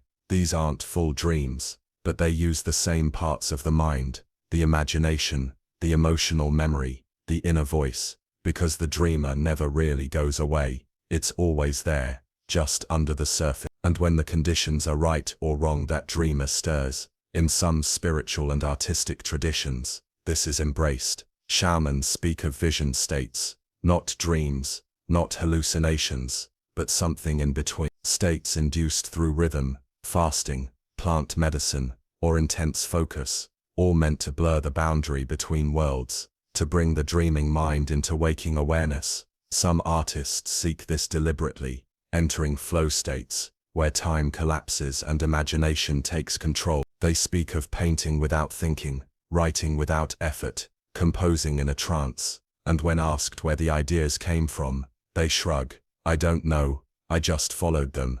This too is a kind of waking dream, not irrational, not delusional, just deep, just close to the source. And it raises a question: what if dreaming isn't a place your mind visits, but a layer that's always there, a frequency, a texture, always present even in daylight, just quiet? What if the dreams you have at night are only the most vivid expression of something your brain does all the time? What if imagination, memory, emotion, even identity, are all just extensions of the dreaming process? Maybe the difference between dreaming and waking isn't what your mind does, but how clearly you see the scene. Chapter 13. Building a Dream. How your brain assembles reality from fragments. Dreams feel whole. You walk through a city that stretches for miles. You talk to people who seem familiar. You feel emotion, hear voices, taste, smell, move through space. It feels complete. A fully formed world, just like waking life. But it's not. Not really. Because when you zoom in, when you look closely at the structure of a dream, you start to notice something strange. It's built from pieces, bits of memory, faces from old photographs, rooms you only saw once, emotions from childhood, repainted with colors from yesterday. Your brain, while dreaming, doesn't create from scratch. It collages. It constructs a world out of whatever it can find, images, ideas, feelings, and stitches them together so seamlessly that you believe it's real. Even when the streets bend upward, even when your childhood home is somehow inside your high school locker room. The brain is a master of illusion, and dreams are its most convincing trick. So how exactly does your brain build a dream? It starts with memory, but not the kind you're used to. Not facts or stories or clean timeline. Dreams draw from what scientists call episodic memory, the lived experience of events, especially those tied to strong emotions. You may not remember what your friend wore on their birthday last year, but your brain does. or at least it remembers the shape of their coat, the texture, the light in the room, the cake. The moment they said something that stuck, it files these away, not like photographs, more like puzzle pieces. And when you sleep, especially during REM, the brain pulls those pieces out. It doesn't ask for permission. It doesn't tell you it's doing this. It just begins. The hippocampus, which helps encode memory, interacts with the neocortex, which stores it long-term. Old memories are activated, revised, recontextualized. Faces are borrowed. Places are borrowed. Even your own sense of identity might be reshaped. In one dream, you might be yourself. In the next, you're someone else entirely, still you, but older, younger, bolder, lost. The self becomes as flexible as the scene. Dreams also borrow from semantic memory, your general knowledge about the world, how doors work, what gravity feels like, the fact that birds fly and fire burns. This gives dreams structure, enough rules to make them feel real, even when they're bending reality beyond recognition. And then there's the emotional brain, the amygdala, the limbic system, injecting feelings into the framework. A street is just a street, until your brain fills it with dread. A face is just a face, until it reminds you of someone who hurt you. A staircase becomes impossible to climb. A train never arrives. A voice calls your name, not as it sounds, but as it. Emotion is the glue that binds the fragments. And this is where the creative magic of the brain comes in, because dreams often make sense emotionally, even when they don't make sense logically. You're on a boat that's also your childhood bedroom. You're late for school but it's nighttime, and your teacher is your mother. None of it fits, and yet it all feels right because the emotional thread is consistent. Your brain isn't trying to build a rational world, it's trying to build an experiential one. It constructs a setting that allows you to process something, fear, longing, conflict, grief, and it wraps that process in metaphor, imagery, movement. Why does the hallway never end? Why does the elevator go sideways? Why do you keep losing your shoes, your keys, your voice? These are not just quirks, they're emotional expressions. The brain can't speak in dreams using words, so it speaks in space, in sequence, in symbol. It's not random, it's just unfamiliar. And yet, sometimes the building blocks of a dream seem to come from nowhere. A stranger's face you swear you've never seen. A place that feels real but doesn't exist. A language you somehow understand. Where does this material come from? The answer might be residue, subtle imprints from your day, a face you saw briefly on the subway, a sound from a commercial playing in the background, the outline of a tree outside your window combined with a childhood forest. The dreaming brain is highly associative. It doesn't care where the input comes from. It just needs raw material, and it gets it from everywhere. It also invents, not in the way you invent when writing or designing, with intention, but with improvisation. Dreaming is a kind of live theater, built in real time, moment to moment. As the dream unfolds, your brain adjusts. You hear a dog barking outside, your dream adds a dog. Your body is cold, your dream shifts you into snow. A subconscious worry slips in, the scene darkens, or your dream character turns against you. The brain adapts constantly, not just to what it feels but to how strongly it feels it. That's why dreams can pivot so quickly. One moment you're flying, the next you're falling. The story doesn't collapse, it reshapes. Like clay, like music changing key, dreams are dynamic. They respond to your internal weather, and because they're built from fragments, they don't have to be perfect. Your childhood home might have the wrong furniture. The person you love might speak with someone else's voice. You might open a door and walk into the sky, and yet, you don't question it, because the brain is doing what it's best at, creating the illusion of continuity. It fills in gaps, smooths the edges, gives you the sense that what you're experiencing is real, even when every part of it is fiction. But fiction doesn't mean meaningless. In fact, dreams often tell us more about what we feel than what we and the way they're built from broken pieces, old impressions, emotional echoes, is part of that message. You don't dream with a script, you dream with a mirror, and the reflection is always shifting. So when you remember a dream, and it feels strange, ask what it was made of. Was that your childhood park? Was that your father's voice? Was that a regret dressed up as a hallway with no end? Because that's what dreams are. Fragments of you. Chapter 14. Dreams and Emotional Healing. How the Mind Repairs Itself at Night. What if dreaming isn't just a side effect of sleep? What if it's the therapy session you never remember attending? Every night your brain spins stories from memory, emotion, sensation, and noise. But buried within those strange storylines, the impossible elevators, the shifting rooms, the people who change faces mid-sentence, is something more subtle, more vital. Your mind is trying to heal. It doesn't do it with words. It does it with feeling, with metaphor, with rehearsal, and with the quiet courage to face things you couldn't face while awake. The science backs this up.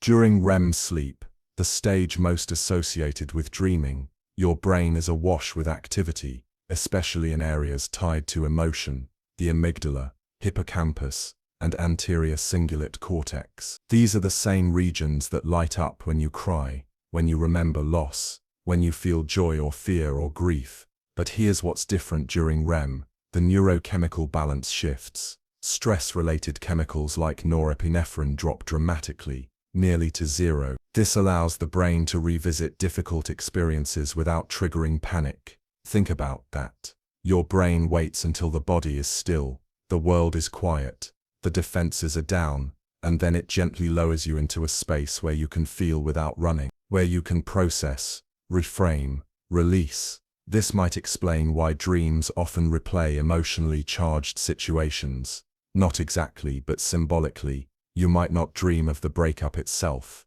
but you might dream of losing your luggage, missing a train, searching for someone in a crowd. The brain isn't interested in the facts. It's interested in the impact, what it felt like, what you couldn't let go of. And it brings that emotion back, night after night, until it no longer overwhelms you. There's even a term for this: emotional memory reprocessing. It's the idea that the brain uses REM dreams to gently rehearse emotionally intense material, separating the feeling from the trauma, the pain from the paralysis. You don't wake up fixed, but maybe you wake up slightly less burdened, like grief that has shifted shape, like fear that has loosened its grip. This is especially true with nightmares. They may feel disruptive, terrifying, cruel, but in many cases they're attempts by the brain to revisit pain in hopes of resolution. A dream where you're being chased isn't just fear, it's confrontation. Your mind dragging up the unresolved so it can be faced, even if only in metaphor. Some psychologists compare this to exposure therapy, a technique used to treat PTSD and anxiety. You revisit the source of distress, in small doses, under safer conditions, until the emotional charge begins to dissipate.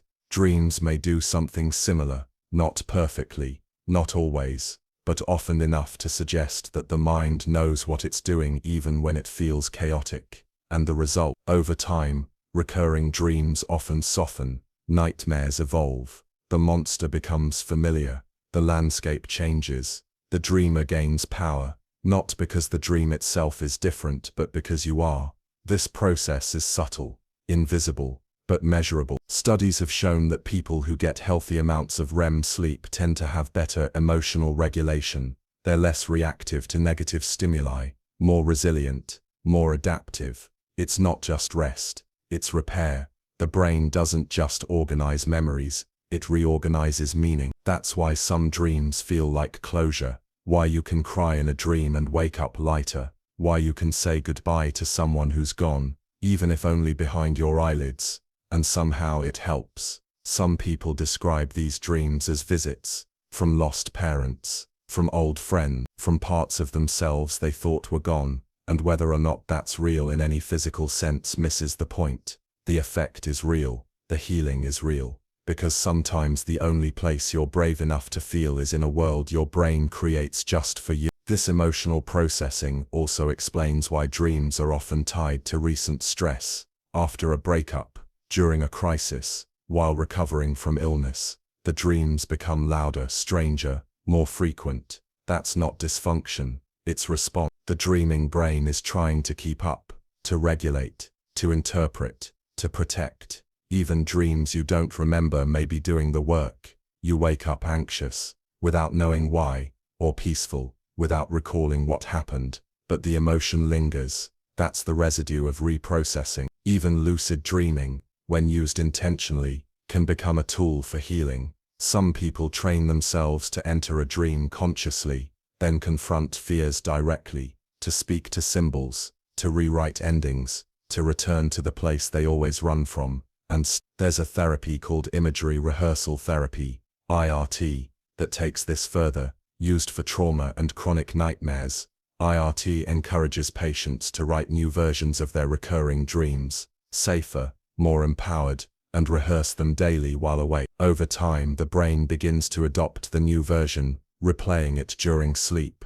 Why does this work? Because the brain doesn't separate imagination from memory as clearly as you think. What you visualize can become integrated into your internal world, and that world in turn becomes part of your dreams. Dreams aren't just mirrors, they're architects. They remodel your emotional house, sometimes painfully, sometimes slowly, but almost always with purpose. Of course, not every dream brings healing. Some dreams simply are neutral, fragmented, but within the flow of dreaming, across weeks, months, years, patterns emerge, themes evolve, old fears soften, new images appear, and if you follow them not obsessively but patiently, you may find that your dreams have been walking with you all along, not behind you, not ahead, beside you, helping you carry what's too heavy, helping you release what's too old, helping you become someone new while still asleep. Chapter 15.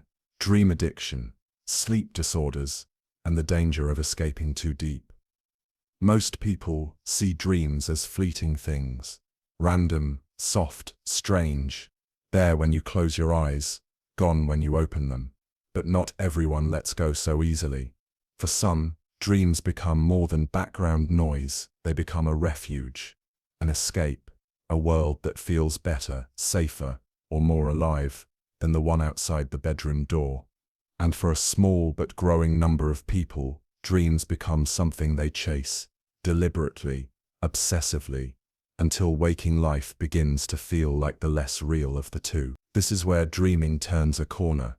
From healing to hiding, from emotional processing to psychological dependence. This is what some researchers call dream addiction. Not a formal diagnosis, not yet, but a pattern seen in certain dreamers. People who begin to prefer their inner world so much, they start to withdraw from the outer one. It often begins innocently. A lucid dreamer discovers how vivid, how freeing, how thrilling dream control can be. They learn to shape landscapes, speak to imaginary companions, rewrite painful memories.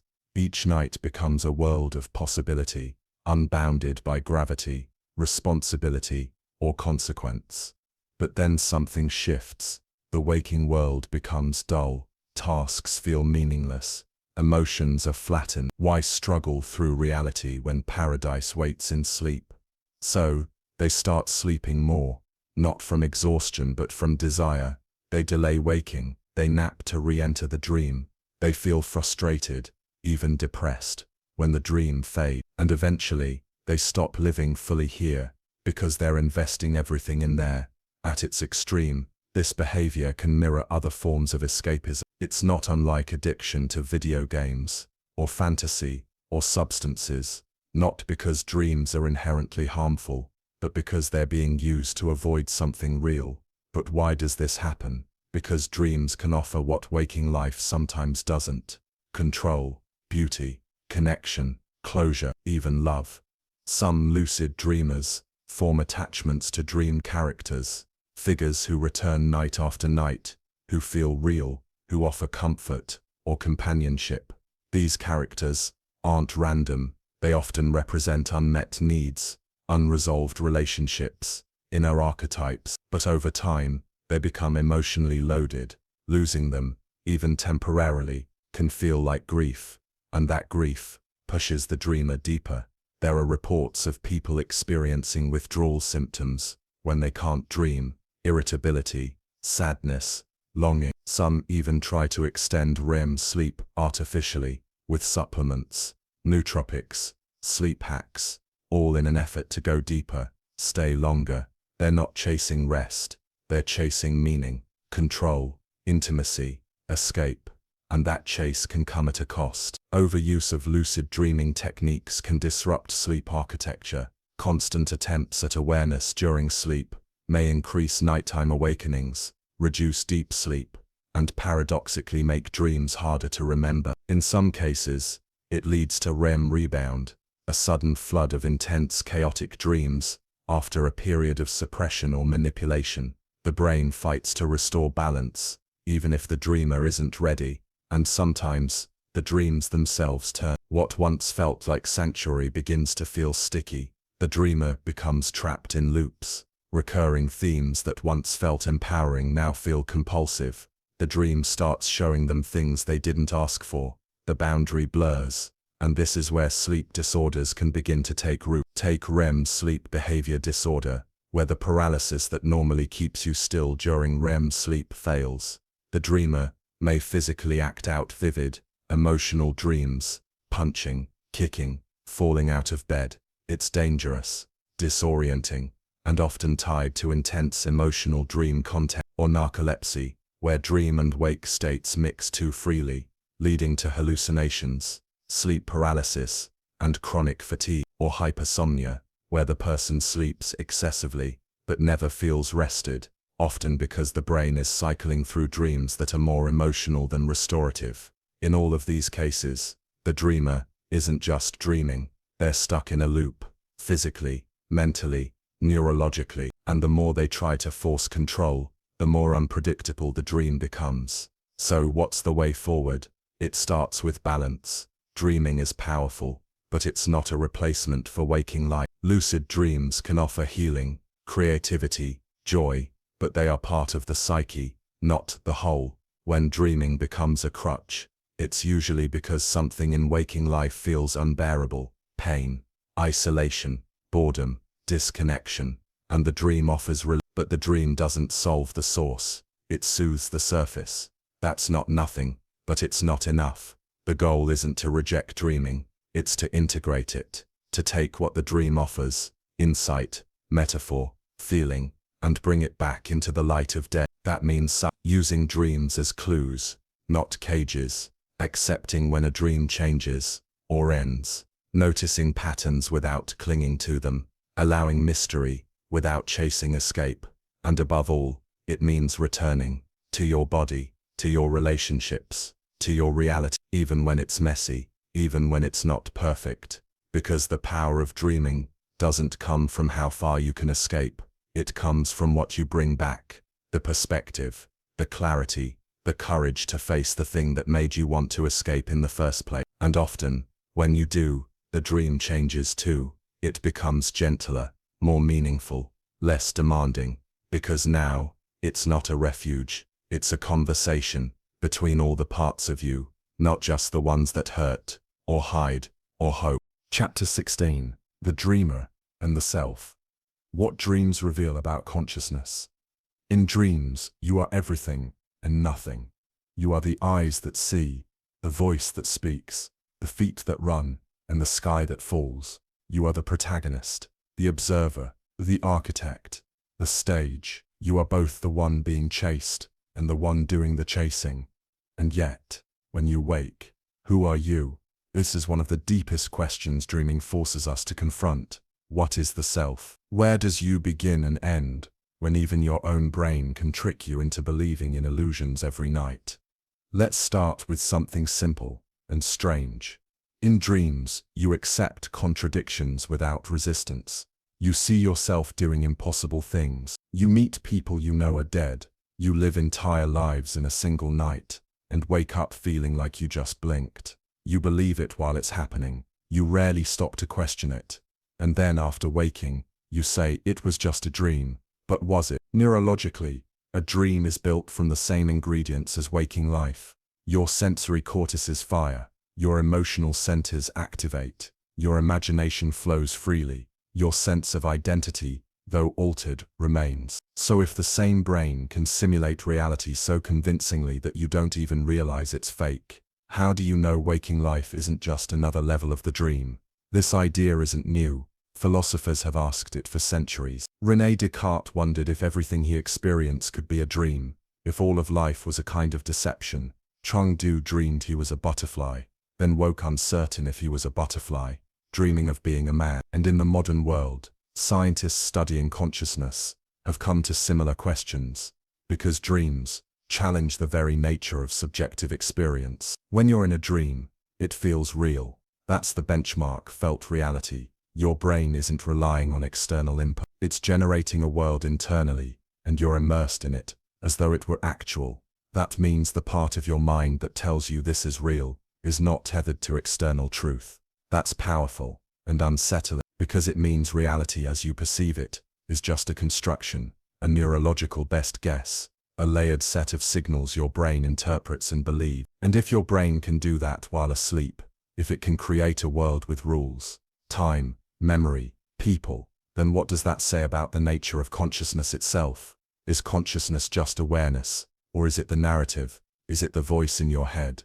Is it the one watching the voice? In dreams, that voice shifts. Sometimes it's your own, sometimes it's gone, sometimes you're not even you, you're someone else entirely, and still, you are there, which suggests that consciousness isn't one thing, it's a process, a moving, flexible dynamic construction, a constant recombination of memory, identity, feeling, perception. This fluidity becomes especially clear in lucid dreaming. When you become aware that you are dreaming, a strange thing happens. You can observe your own mind from within itself. You become the actor and the director. You change the dream with intention, and yet the dream continues to surprise you. Where does that spontaneity come from? If you are dreaming, then who is showing you what comes next? This is what neuroscientists call split-level awareness, the idea that the conscious self can exist in multiple roles at once, and it supports a growing theory in consciousness research, that the self is not a single unified thing, but a bundle of perspectives, narratives, process. Dreams reveal this bundle. They tear down the illusion that you is stable. They show you that you are made of layers, thoughts, feelings, fears, stories, all stacked and shifting and speaking. And yet, even when the dream is chaotic, even when the faces change and the ground disappears, you still feel like someone. That presence persists, which leads to perhaps the most profound idea of all, that consciousness isn't defined by clarity, it's defined by witnessing, by the act of being aware of anything at all, even confusion, even nonsense, even silence. In that way, dreams might be the purest form of consciousness, because they are free from physical input. They are generated entirely by the mind, and still, they are experienced, felt, remembered. You've never met a dreamer who didn't feel like someone was there, watching the dream from within. So what does this mean for our waking identity? It means the self might be more fluid and more resilient than we thought. It means that even when memory fades, even when language breaks, even when the edges of experience become blurred, there is still something at the core, a witness, a presence, a dream. And perhaps that's what dreams remind us of most powerfully, that underneath the roles we play, the names we answer to, the faces we wear, there is something deeper, something softer, something timeless. You, not just the you who walks around in daylight, but the you who survives every storm, the you who shows up in the dream, no matter how strange the setting, the you who watches, even when the story makes no sense, the you who wakes up again and keeps wondering, what was that all about? That question alone is consciousness, and dreams keep asking it, night after night, on your behalf. Chapter 17. Shared Dreams, Synchronicity, and the Mystery of Collective Imagination. There's something haunting about the idea that two people can have the same dream. It sounds like folklore, a whisper passed between centuries, a mother and daughter waking with matching images, two strangers meeting in a dream before they meet in real life, a war veteran seeing the same battlefield in their sleep as someone who wasn't even born when it happened. Science calls it anecdotal, mystics call it connection. But either way, shared dreaming invites a deeper question. Where do dreams really come from? We tend to imagine the dream world as private, a sealed stage inside the theater of the mind. No audience, no co-stars, just your psyche, performing for itself. And yet, reports persist. Two people sleeping beside each other, waking up with overlapping stories. A child dreaming of a disaster the night before it happens. Identical twins who share recurring dream characters, despite sleeping in different cities. Coincidence? Maybe, but even coincidence, when it repeats often enough, starts to feel like a pattern. This is where the idea of synchronicity enters. Coined by Carl Jung, synchronicity refers to meaningful coincidences, events that are linked not by cause, but by meaning. It's not about prediction, it's about resonance. Two minds dreaming similar things, because they are emotionally or symbolically connected, not necessarily because one influenced the other, but because both are drawing from the same emotional climate. Think about it. You and your partner both go to bed stressed about money. You both wake up having dreamed about sinking ships, different seas, but the same symbolic core: fear of loss, drowning, instability. Is that magic? Or is it the emotional field of your relationship finding metaphor in parallel ways? The brain doesn't dream in a vacuum. It dreams in contexts: social, cultural, emotional. This is why people raised in similar environments often report similar dream symbols. It's why the human brain defaults to certain archetypes: the hero, the shadow, the wise figure, the door you cannot open. Carl Jung believed these archetypes came from a collective unconscious, a layer of shared psychological material that all humans access. It's not genetic memory in a strict sense.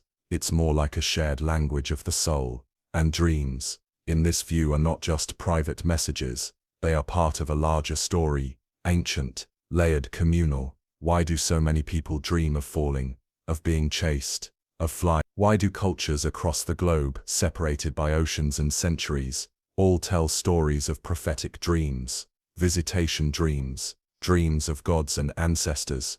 Because deep down, the symbols are shared, the metaphors repeat, not because they're copied, but because they emerge from similar inner structures, human fears, desires, transformations. And when people are close, emotionally, spiritually, sometimes even geographically, their dreams often echo. This doesn't mean they literally see the same thing, but they may dream around the same themes. And when those themes align just right, it can feel like a shared dream. Even neuroscience can't fully dismiss it. We know that emotional proximity affects brainwave synchronization. People in conversation often fall into neural entrainment. Their rhythms match. Couples sleeping side by side often align their REM cycles. Parents and infants show overlapping stress responses, even when apart. If waking brains can sync, could dreaming brains drift close too? It's possible, and even if they don't share content, they might share structure, both dreaming vividly at the same time, both processing the same external event, both reaching for the same emotional metaphor. And sometimes, the result is uncanny. A man wakes from a dream of a fire, and across town his sister texts him, "I had a dream you were burning." Two artists on opposite sides of the planet create eerily similar dream-inspired paintings, having never met. A person dreams of saying goodbye to a loved one, and wakes to find that person passed away in the night. Again, science shrugs. Statistical noise, it says, but the dreamer doesn't forget, because the feeling remains. And that's what makes shared dreaming, or even the idea of it, so powerful. It points to a possibility, that imagination is not as isolated as we think, that consciousness, especially in its dream state, might have bridges we don't fully understand. This idea is mirrored in indigenous traditions around the world. In Aboriginal Australian cultures, there is the dreaming, not just a dream, but a sacred eternal dimension, where ancestral spirits move through the land, shaping all of reality. In some Native American traditions, dreams are communal stories, messages not just for the dreamer, but for the tribe. In shamanic practices, the dreamer is a traveler, not confined to one mind, but passing through landscapes that others can enter too. In all these traditions, dreams are not owned, they are visited, shared, carried, and maybe that's closer to the truth than we've allowed ourselves to believe. Because even in modern culture, we crave collective dreaming. Look at the stories we tell, books, movies, they often come from dreams, and when they resonate we all carry them. When millions of people watch the same film and dream about it, Isn't that, in some way, a shared dream? When a culture dreams of apocalypse or rebirth or freedom, isn't that a psychic landscape we're all walking through together? Maybe the boundary between dreaming and waking isn't just about brainwaves. Maybe it's about imagination at scale. Maybe we are all dreamers, dreaming different versions of the same song. So next time someone tells you they had a strange dream, don't dismiss it. Ask what it meant. Ask what it stirred. You might find it echoes something inside you too. And that echo, that moment of resonance, is where the walls between minds soften, where the private becomes collective, where your dream and mine, and ours, begin to sound like a chorus. Chapter 18. Dream Neuroscience. What brain scans reveal, and what they can't. For most of human history, dreams were a mystery we could only describe. We told stories, shared symbols, wrote books of interpretations, but we never saw the dream while it was happening. That changed with machines. First came the EEG electrodes on the scalp, picking up electric rhythms. Then fMRI imaging blood flow in real time. Then PET scans, magnetoencephalography and more. And suddenly, the dream wasn't just a feeling. It was a pattern, a signal, a dance of neurons we could track, in color, in time, in shape. The first major breakthrough came in the 1950s, with the discovery of REM sleep. Researchers noticed something strange. Even in deep sleep, people's eyes darted around beneath their lids. When woken during this period, subjects almost always reported vivid, emotional dreams. REM, rapid eye movement, became the gateway into dream science. And from there, researchers began mapping the brain like never before. What they found was astonishing. During dreaming, the brain doesn't go quiet, it goes wild. In REM sleep, neural activity is nearly as intense as when you're awake, sometimes even more intense in specific regions. Let's break that down. The brain on dreams. One of the most active regions during REM is the visual cortex, especially in the occipital lobe. That's not surprising. Dreams are deeply visual. The brain simulates images, faces, movement. But it's not just seeing. The limbic system, responsible for emotion, also lights up. The amygdala, which processes fear and excitement, becomes especially active. This explains why dreams are so emotional, often irrationally so, why you can feel deep grief over a missing shoe, why a nonsensical plot can still leave you shaken or uplifted. Meanwhile, something else shuts down, the dorsolateral prefrontal cortex, the part of your brain involved in logic, planning, and self-monitoring. That's why you don't usually realize you're dreaming. Why contradictions go unnoticed. Why impossible things seem normal. You don't question the story, you live it. But there's more. In lucid dreaming, something shifts. The prefrontal cortex becomes partially reactivated. This allows for meta-awareness, the knowledge that you're dreaming, while still inside the dream. Brain scans of lucid dreamers show a rare and fascinating state, conscious awareness inside unconscious simulation. It's as if two realities blend. The dreamer is both in the dream and watching it, with enough agency to alter it. This dual activation, high visual and emotional activity, combined with selective logic circuits, gives researchers a rare glimpse into the machinery of the mind, untethered from external input. In waking life, perception is tied to the senses. In dreams, the brain creates its own input, completely internally. That's what makes dream neuroscience so powerful. It shows us how the brain constructs reality from the inside out. We used to think dreaming was passive, but the scans show something else. It's creative, dynamic, a neural workshop of thought and feeling, reading dreams in real time. In recent years, researchers have gone even further, attempting to decode dreams using brain imaging and machine learning. In one famous study from Japan, subjects napped inside an fMRI machine. Before falling asleep, they were shown hundreds of images, buildings, animals, people, objects. As they slipped into sleep, the machine scanned their brain. When they were woken mid-dream and asked what they'd seen, the researchers compared their answers to the brain activity and found patterns. By training algorithms to match brain signals to image categories, the researchers could predict dream content with about 60, not word for word, not frame for frame, but close.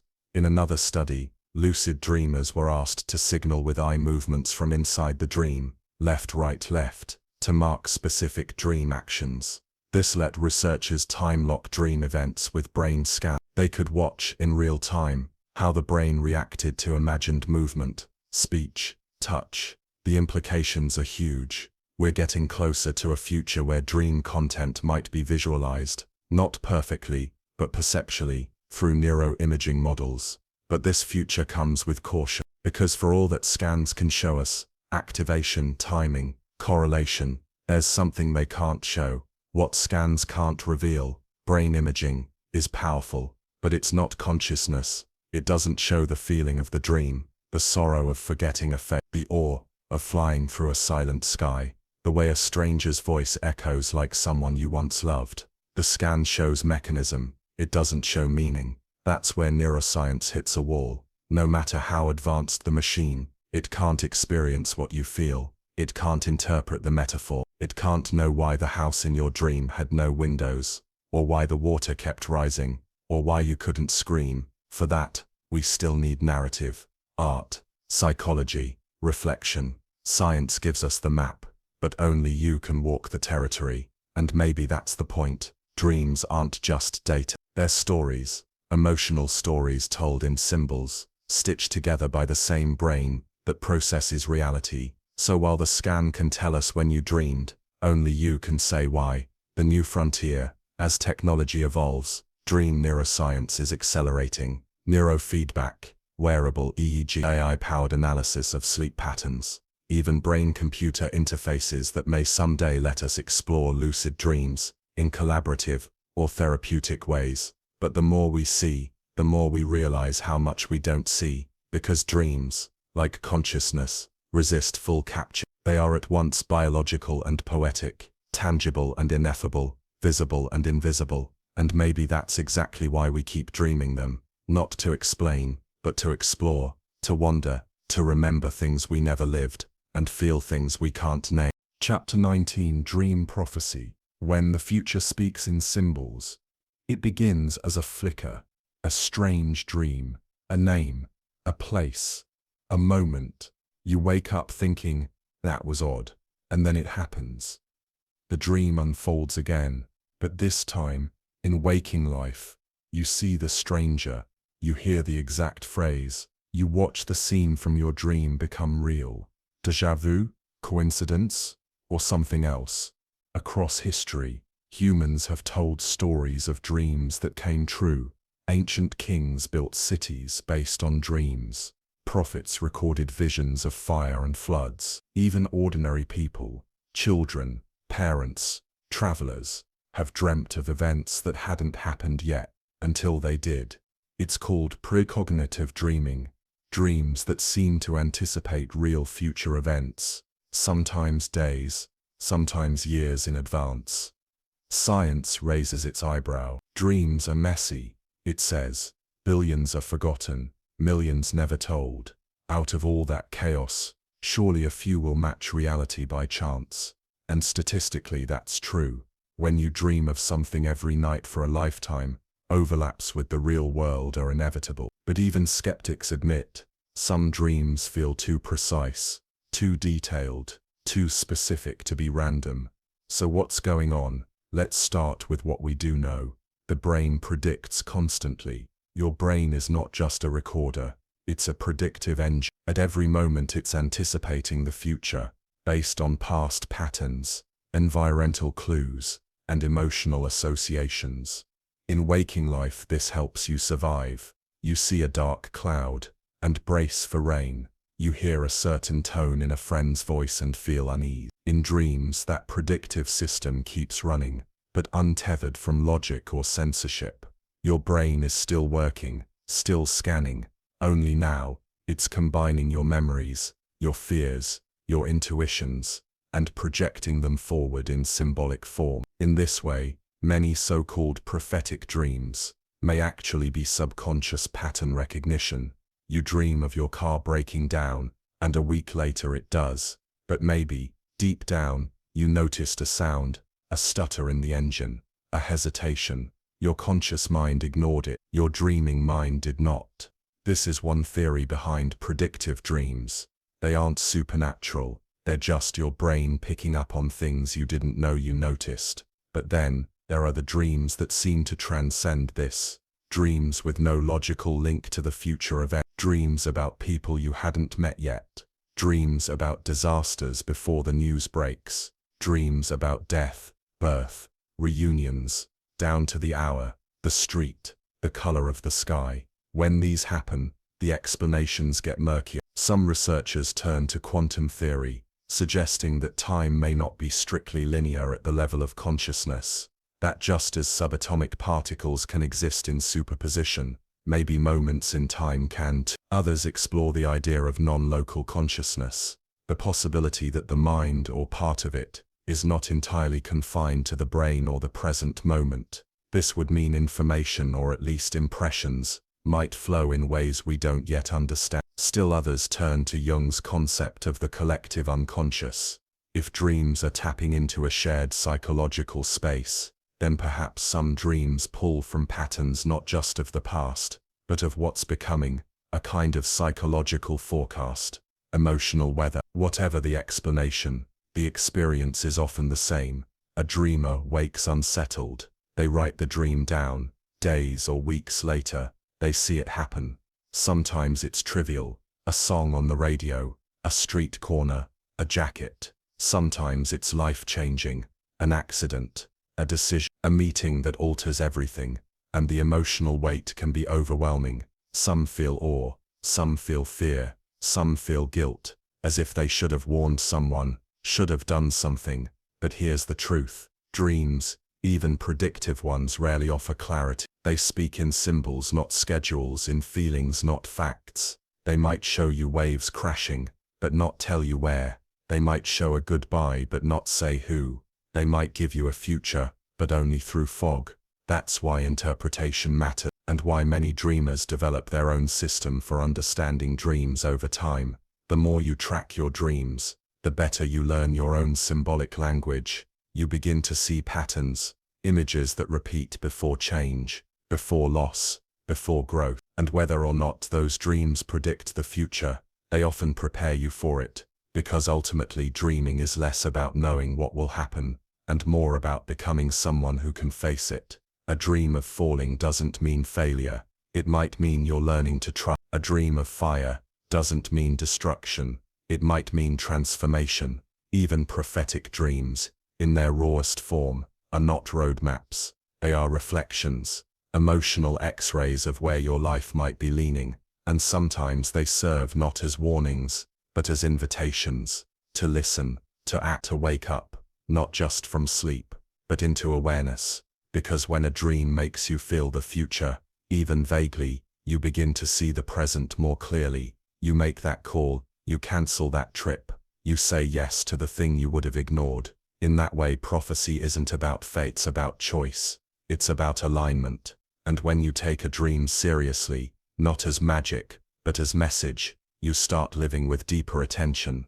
You notice the signals, you tune into your intuition, you become more present, not less. Because the real power of dreaming is not that it can predict the future, it's that it can make you ready for it. In the next chapter, we'll take a gentler turn into the strange, soothing and often unspoken phenomenon of dreams about the dead. What happens when the people we've lost show up while we sleep?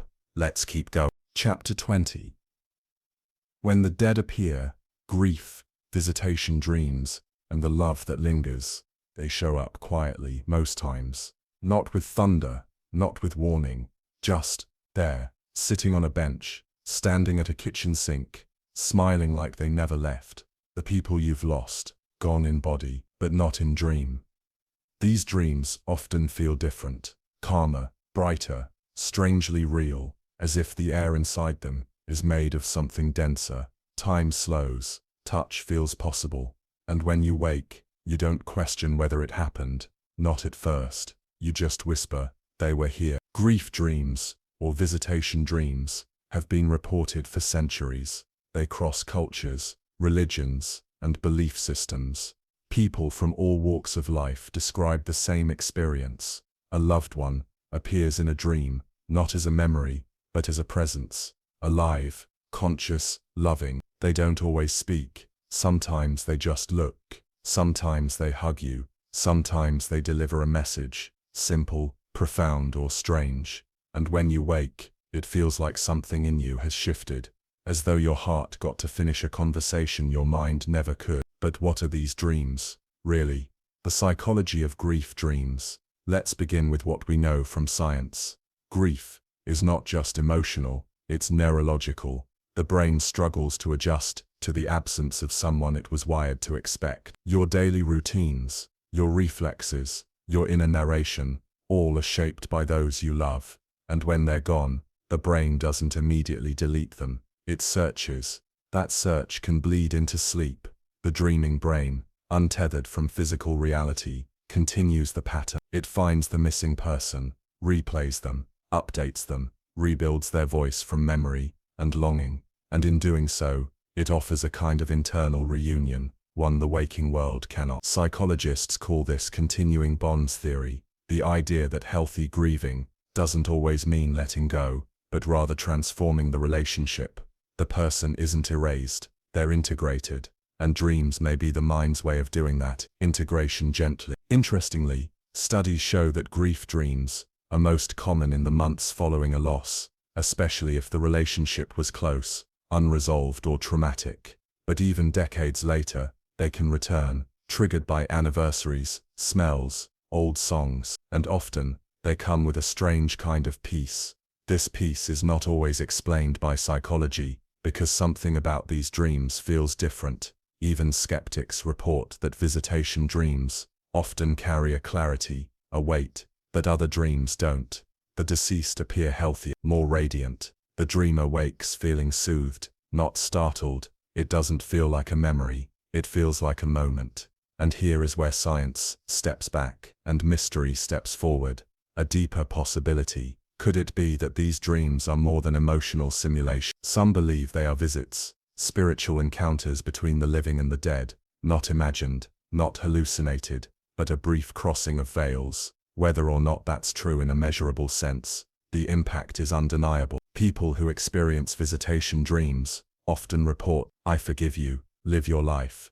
Others come with silence, just a smile, just a presence. And sometimes, that's enough. But are all dreams of the dead visits? Not necessarily. Some are clearly tied to trauma, reliving the hospital, the goodbye, the words never said. These dreams may be grief processing, the brain trying to organize unbearable emotion. They are not gentle, but they are still part of healing. There are also guilt dreams, where the dead accuse, confront, or scare. These too may reflect the dreamer's internal turmoil, unfinished business, unresolved pain. Yet even these dreams have value. They bring buried emotions to the surface. They invite reflection. They give shape to sorrow. And sometimes when those emotions are faced, the dream changes. The angry parent becomes kind. The wounded child smiles. The goodbye becomes a hello. It's not linear. It's not always pretty. But it is movement. And movement is healing. Love's persistence. Whether you see grief dreams as psychological, spiritual, or both, they tell us something beautiful, that love continues, even after silence, even after ashes, even after decades of distance. The fact that your brain still dreams of them, still wants to touch their hand, hear their voice, make them laugh, means that love is not confined to time or flesh. It adapts, it finds new ways to speak, it whispers in your sleep, and sometimes in the soft blur between sleep and waking, you hear it, in the language only dreams can carry. Not always with clarity, but always with meaning, because the ones we've lost don't always feel lost. Sometimes they feel like light we carry inside us, and dreams are how that light flickers back into view. So if you dream of someone who's gone, don't dismiss it, don't reduce it to memory. Let it be what it is, a moment, a message, a movement of something deeper than the mind. In the next chapter, we'll explore another haunting question. Why do we forget most of our dreams? And what can we do to remember them? Let's keep going. Chapter 21. Why you forget your dreams, and how to remember more. You wake up, and it's gone. A story you were just inside. a face you loved, a world that felt as real as this one, now dissolving faster than fog in sunlight. You reach for it, but it slips. You catch one word, one color, one echo of laughter, and then nothing. We forget most of our dreams, not slowly, instantly, like the mind knows how to vanish its own traces. But why? And more importantly, can we do anything to stop it? Let's begin with the science. The forgetting begins in the brain. When you dream, especially in REM sleep, your brain is busy. Visual centers light up. The amygdala stirs emotion. Even your motor cortex is activated, though your body stays still. But the part of your brain responsible for forming long-term memories, the dorsolateral prefrontal cortex, is largely inactive during REM. It's like trying to write in sand during a windstorm. Dreams are rich in experience, but poor in storage. This is partly by design. Dreaming is about processing, not preserving. The brain uses sleep to consolidate important waking memories. It doesn't want to clog up your system with 1,000 nonsensical dream scenes. So unless a dream is emotionally intense, repeatedly rehearsed, or quickly written down, it disappears. It's like your brain whispers, "This was never meant to last." But that's not the whole story, because some people do remember dreams vividly every night in full detail. So what makes them different? The science of dream recall. Researchers have found that people with high dream recall often show more brief awakenings during the night, even if they don't remember waking. These micro-awakenings may give the brain a chance to tag the dream and transfer it into short-term memory. Other studies show that high recallers have more activity in the temporoparietal junction, an area involved in attention, self-reflection, and processing of external stimuli. In short, some people are neurologically more tuned to remembering dreams. They pay attention, they expect to remember, and that expectation plays a bigger role than you might think, because memory, especially of dreams, is often a trained skill, and like any skill, it can be improved. How to remember more dreams. If you want to remember your dreams, you need to signal to your brain that they matter. Here's how. 1. Keep a dream journal by your bed, not in the other room, not on your phone, right there within reach, ready to catch the moment. The instant you wake up, before checking the time or moving too much, write down anything you recall, images, words, emotions, fragments. It's not about grammar. It's about anchoring the dream before it slips. 2. Set an intention before sleep. Say it clearly, "I will remember my dream tonight." This simple act primes your attention. It makes dream recall more likely, because your brain starts scanning for it on waking. 3. Wake slowly. Avoid alarms that jolt you. If you can, let yourself wake up naturally, or use a gentle alarm. Linger in bed for a few seconds. Don't jump up. Lie still, and ask, "Where was I just now?" You'll be surprised how often a dream will come flooding back. Focus on feelings, not facts. Dreams are slippery, but feelings often remain. Start there. Was I scared, happy, lost, loved? Emotion can pull the rest of the dream into view. 5. Use triggers. Certain scents, sounds, or even postures can be linked to dream states. Some people use lavender oil. Some meditate before bed. Some sleep in specific positions known to aid REM. The point is, experiment. Find what your brain associates with dreaming, and build a ritual around it. Over time your recall will grow. You'll go from remembering one dream a week, to one a night, to whole sequences, landscapes, conversations, and that's when something magical happens. You begin to see the patterns. Characters return, themes echo, symbols evolve. Your dream world becomes a story, not a series of fragments, and that story can reveal more about you than any mirror. Why dream recall matters. You might ask, why remember at all? If dreams are random, why chase them? But dreams aren't random, they're emotional maps. They're the language of the subconscious, spoken in metaphor. The dream you forget might have held a message, a reflection, a clue about how you really feel beneath the noise. And when you remember, you begin to witness yourself more fully. You see your longings, your fear, your blind spots, your hopes. You meet parts of you didn't know were waiting, and sometimes you find healing. A recurring nightmare fades once you understand its root. A dream shows you a truth you weren't ready to face in daylight. A symbol from sleep. leads to a breakthrough in waking life. These are not just side effects. They are the work of the dreaming mind, brought to light by recall. But don't try too hard. Paradoxically, the harder you chase a dream, the more it runs. Dream recall works best when approached with curiosity, not pressure.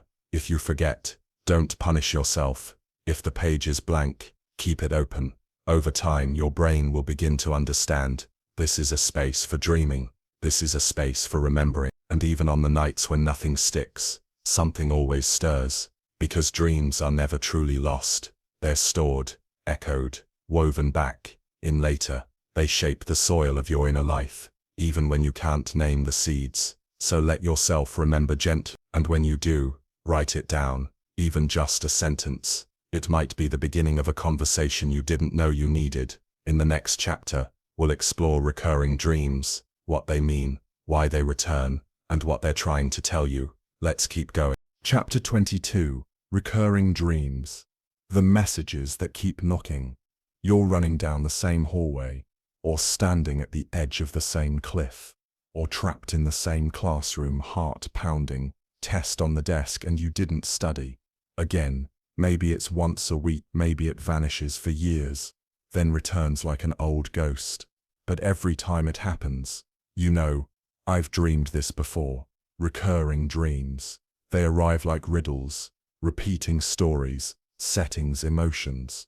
Sometimes for months, sometimes across decades. Some change slightly each time. Others are carbon copies, down to the weather, the words, the scent in the air. Why do they come back?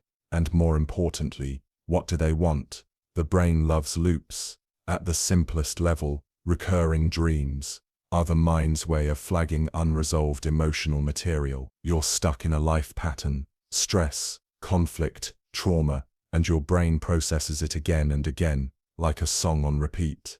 Think of it like this. If a website won't load, you refresh it. If a problem isn't solved, your brain keeps revisiting it in sleep, hoping to untangle what waking life won't. The dream says, look here, feel this, don't ignore me, and it'll keep knocking until something shifts. These dreams are rarely neutral. They come with emotion, fear, shame, urgency, loss, sometimes wonder. They feel more alive than other dreams, more vivid, more insistent, because they are trying to deliver a message. Common themes in recurring dreams. Certain motifs show up again and again across people and cultures. They speak a universal emotional language. Falling. You drop from the sky, from a building, from nowhere. This often reflects loss of control, instability, or a fear of failure. But falling can also mean letting go, a forced surrender. Your dream might be asking, what are you clinging to that you need to release? Being chased. You're running from something, someone. You don't know what, or you do, but you can't stop. This dream is almost always about avoidance. A part of your life you won't confront, a truth you're running from. Ask yourself, what fear am I refusing to face head on? Stuck, or trapped, locked in a room, buried, unable to scream.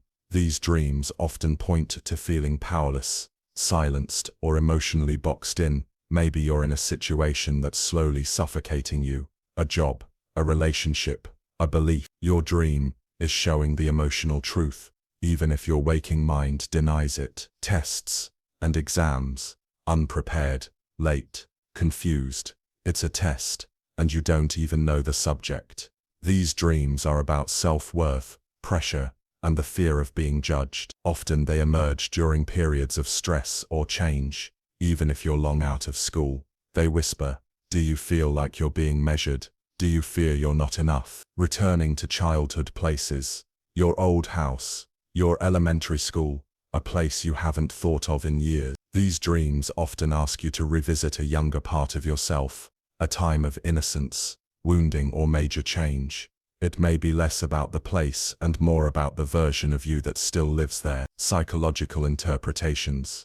Carl Jung believed recurring dreams were messages from the unconscious self, trying to bring balance or healing. Freud saw them as repressed desires. Modern psychology leans toward emotional processing, the dream loops, because the issue hasn't been resolved, but the truth may be a blend. Recurring dreams often emerge from emotional residue, something that keeps pulling at the edges of your awareness. Maybe it's grief you haven't faced, a conversation you never had, a truth you keep avoiding. Whatever it is, your brain isn't letting it go, not to punish you, but to wake you up.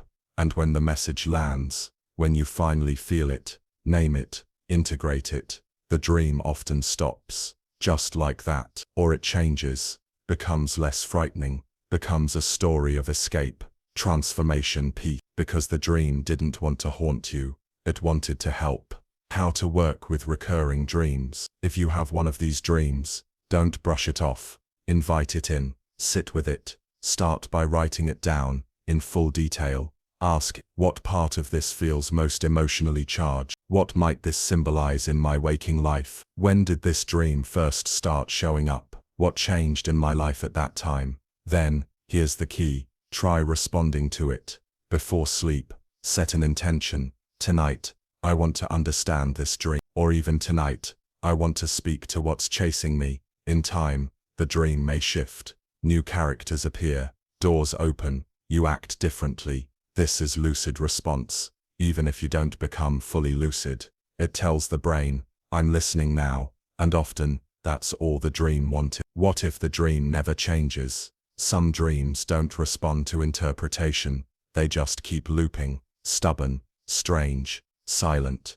That's okay. Not every dream opens quickly. Some carry truths you're not yet ready to hold. Some are symbolic layers that only unfold over time, like a book you have to grow into. Keep tracking, keep asking, keep noticing your life, because sometimes it's not the dream that changes first, it's you.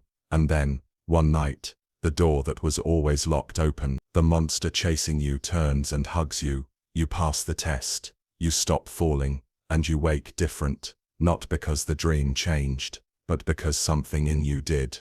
The deeper meaning of repetition. Recurring dreams remind us, the psyche is persistent, not cruel, not broken, just persistent. It will keep calling until you answer, it will keep showing up, until you turn your head and look. And that's not a flaw, that's grace, because in a world that forgets so much, your dream remembered you, and it will keep coming, like a friend at the door, until you finally say, I'm ready to listen. In the next chapter, we'll turn toward a question many dreamers face. Can dreams heal trauma? We'll explore the science and stories behind healing dreams, and the way sleep can sometimes stitch what waking life has torn.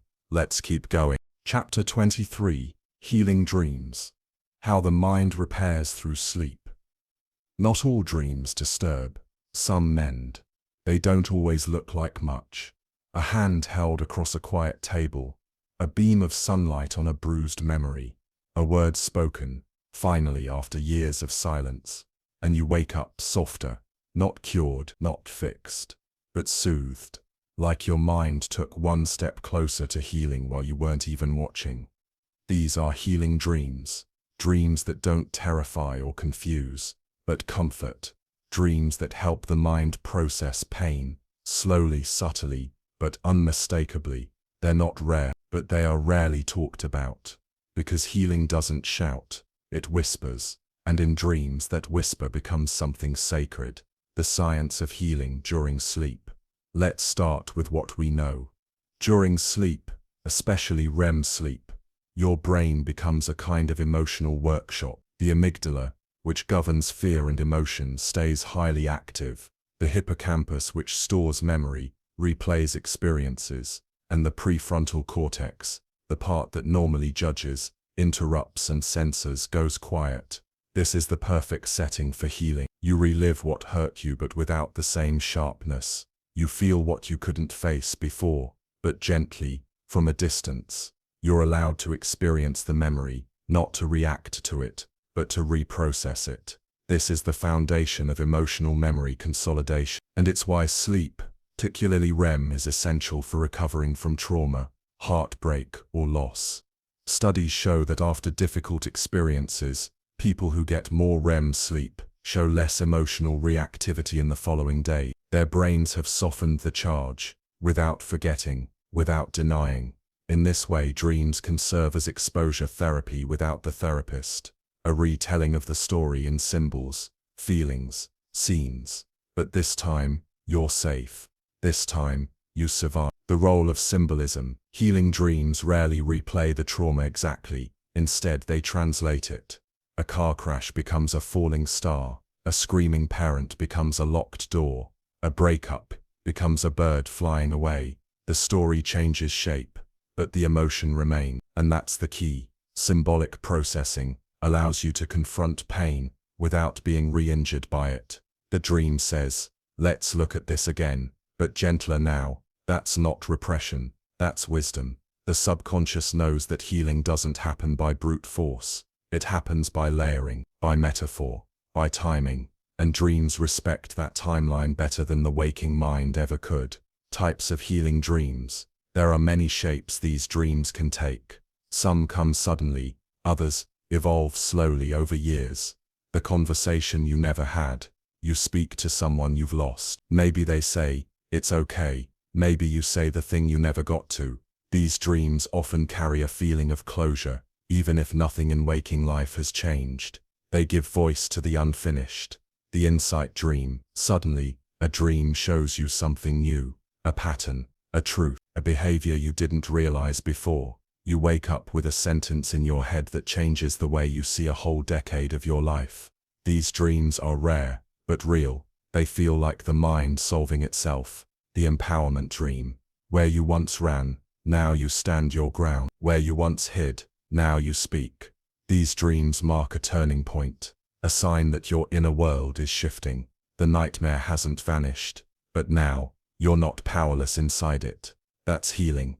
The purging dream. Crying and sleep, screaming, breaking. These dreams aren't pretty, but they are cathartic. They help the body and brain release trapped energy. You may wake up exhausted, but lighter. The dream did what waking couldn't. It let the feeling move through. Stories that stay. Many people remember healing dreams for life, not because they were dramatic, but because they left a mark. A woman dreams her estranged mother hands her a cup of tea. No words, just warmth. She wakes up crying and finally calls. A man who lost his brother dreams they're walking through woods again, like they used. His brother doesn't speak, just walks beside him. For the first time in months, he sleeps through the night.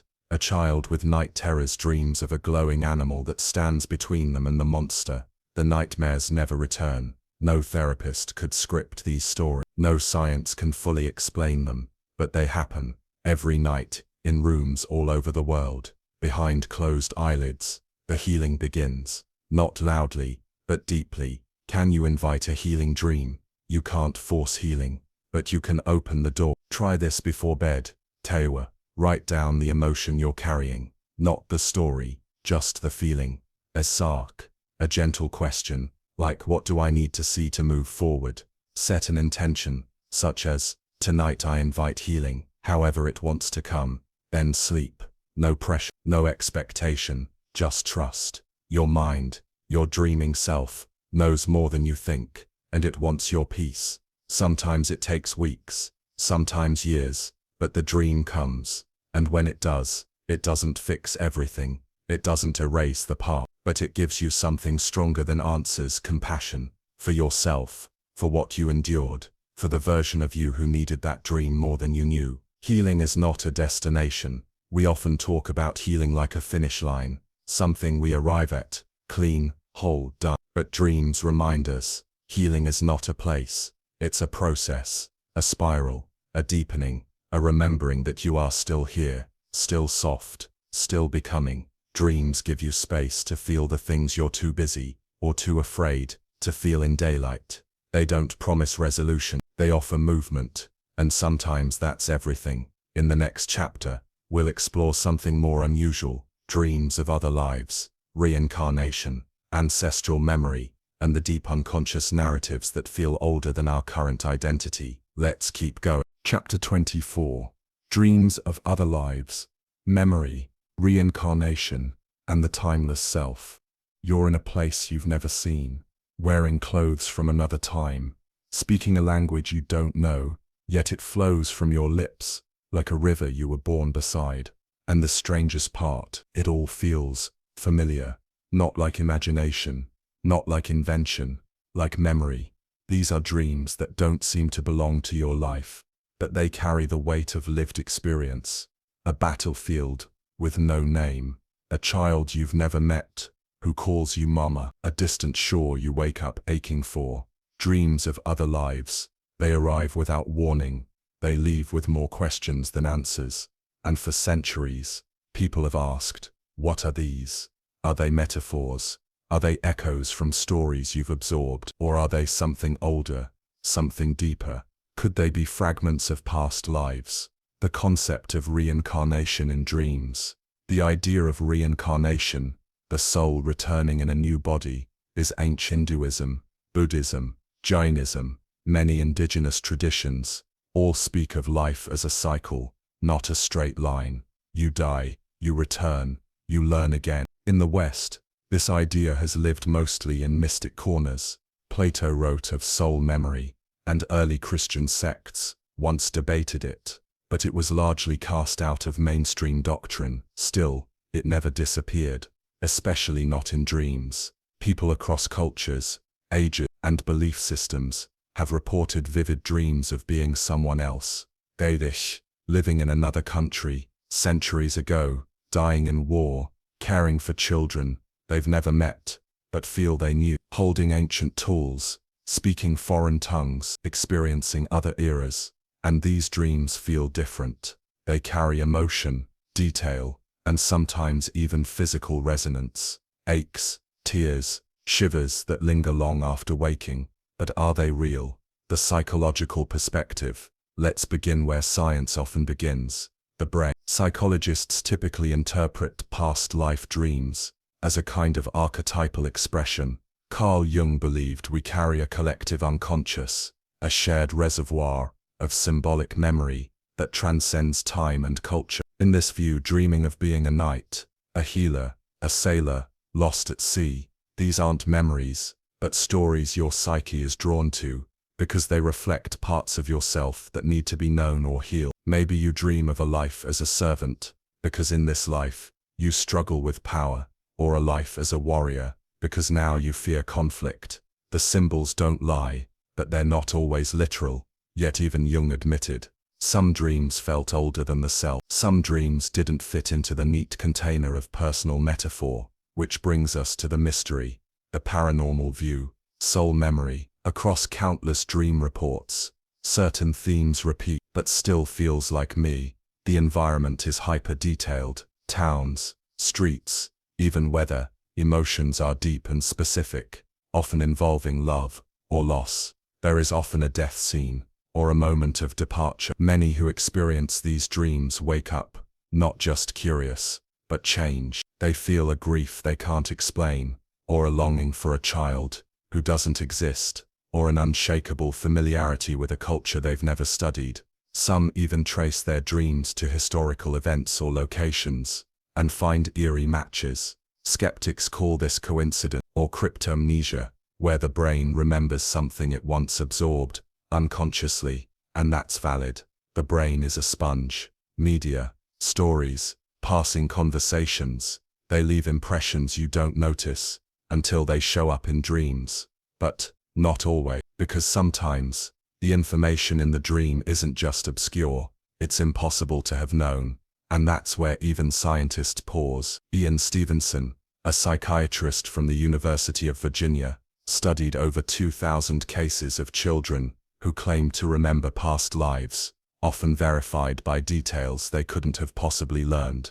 Many of those memories first appeared in dreams. Even today, researchers like Dr. Jim Tucker continue this work, documenting cases where dreams seem to carry fragments of something beyond explanation. Still, even if we can't prove reincarnation, the dreams speak, and what they say is worth listening to, because whether literal or symbolic, these dreams invite you to see yourself as bigger than this moment, as layered, as ancient, as in progress. What these dreams might mean, whether you believe in past lives or not, other life dreams hold value. They might be asking, what part of me have I forgotten? What story do I keep reliving? What lesson is unfinished? What am I being asked to carry or let go of?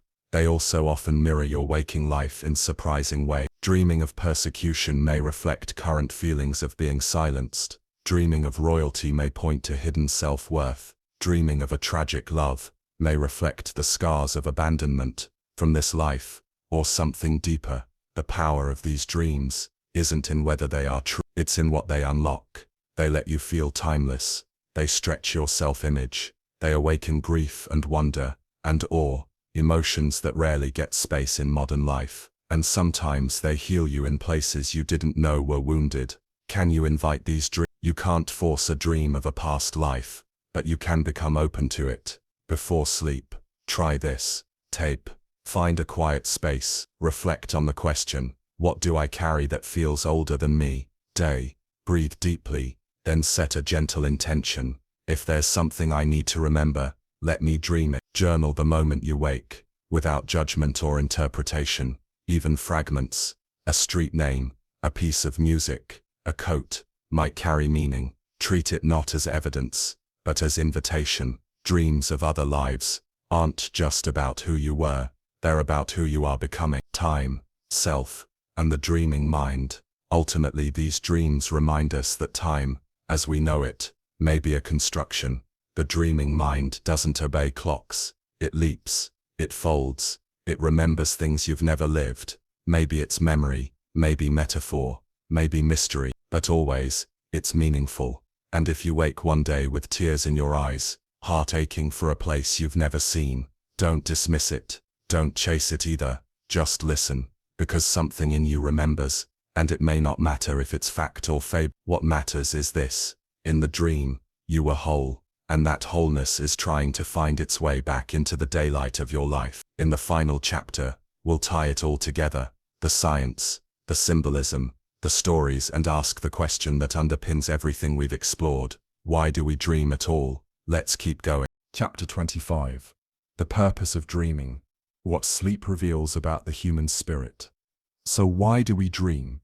After all this time, all this science, all this wonder, the question still floats just beyond reach, like trying to catch a cloud in your hand.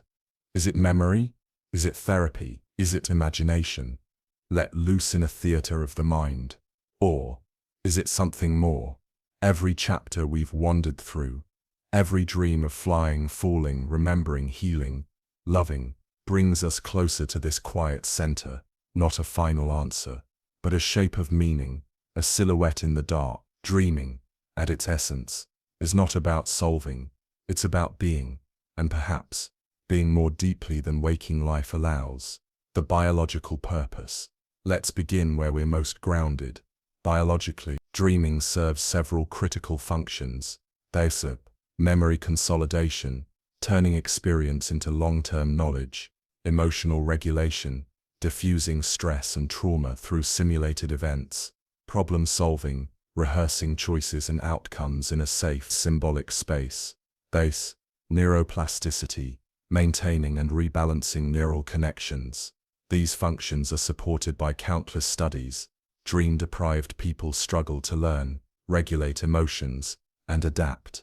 So yes, dreams are useful, but usefulness alone can't explain why a mother dreams of her unborn child, or why an artist wakes from sleep with an image they've never seen, but must now paint, or why an old man dreams of his childhood dog, and weeps as if it were yesterday. These aren't just neurological maintenance events, they are moments of soul. And science, for all its brilliance, is not designed to measure the soul, the poetic function of dreams. Beyond biology, dreams serve a poetic function. They let us feel the unspoken, see the invisible, touch the emotional truth beneath the fact. Where waking life demands answers, dreams offer metaphors. Where society requires clarity, dreams bless us with ambiguity. Where life rushes us forward, dreams invite us to wander. In dreams, the child you used to be still lives. The love you never voiced still lingers. The questions you never asked find strange, symbolic replies. You become animal, ancestor, architect, ghost. You become more than your daylight self. And in this way, dreaming reconnects you with a part of being human that waking life often forgets. The part that yearns, that heals in silence, that doesn't want answers, only presence. Dreaming as self-reflection. Dreams are mirrors, not polished glass, but shifting water. They reflect you not as you appear, but as you are, raw, fragmented, beautiful, confused. And through these reflections, you learn to love even the broken parts. You begin to see that healing isn't always linear, that some nights the dream will scare you, other nights it will hold you. Both are holy, both are holy, both are part of the unfolding of your psyche. And maybe that's the point, not to interpret every dream, not to map every symbol, but to listen, to give yourself the sacred permission to feel what dreams are asking you to feel, to meet yourself in that dark, intimate theater of the mind, where masks fall away and truth floats freely in the air. Dreaming as connection. There's another possibility, a quiet one, that dreaming isn't just internal, that it's relational, that in dreams we touch the minds and hearts of others, that we visit the dead, the unborn, the forgotten, that something in us reaches beyond the brain, into the field, the spirit, the unknown. Some indigenous cultures don't ask, "What did you dream?" They ask, "Who did you visit?" And even in modern psychology, the idea of shared dreams, collective archetypes, and ancestral memory is gaining renewed interest. Maybe your dream isn't just about you, maybe it's about all of us, about the stories we've inherited, the wounds we all carry, the beauty we forget to name. Maybe dreams remind us, night after night, that we are not alone, and never were. The cycle of self. Each night you surrender to sleep. Each night, the dream pulls you in. You fall, you fly, you forget, you remember, you become, and each morning you wake changed. Subtly, silent. You've rehearsed, you've mourned, you've loved, you've returned. That's what dreaming is, a return, to something deeper, to yourself, unguarded, to the mystery that makes this life not just livable, but luminous. And so, we dream, not to escape life, but to feel it more fully, not to know more, but to remember what we already carry, not to decode the universe, but to recognize the universe within, because to dream is to be human, to be unfinished, to be open, and in that openness, the most remarkable things can happen. You can heal, you can forgive, you can discover, you can become, not all at once, not always clearly, but night by night, frame by frame, you evolve. And perhaps, that is the true purpose of dreaming, to remind you that your story is still being written, even in sleep, especially in sleep. And every time you close your eyes, the next chapter begins.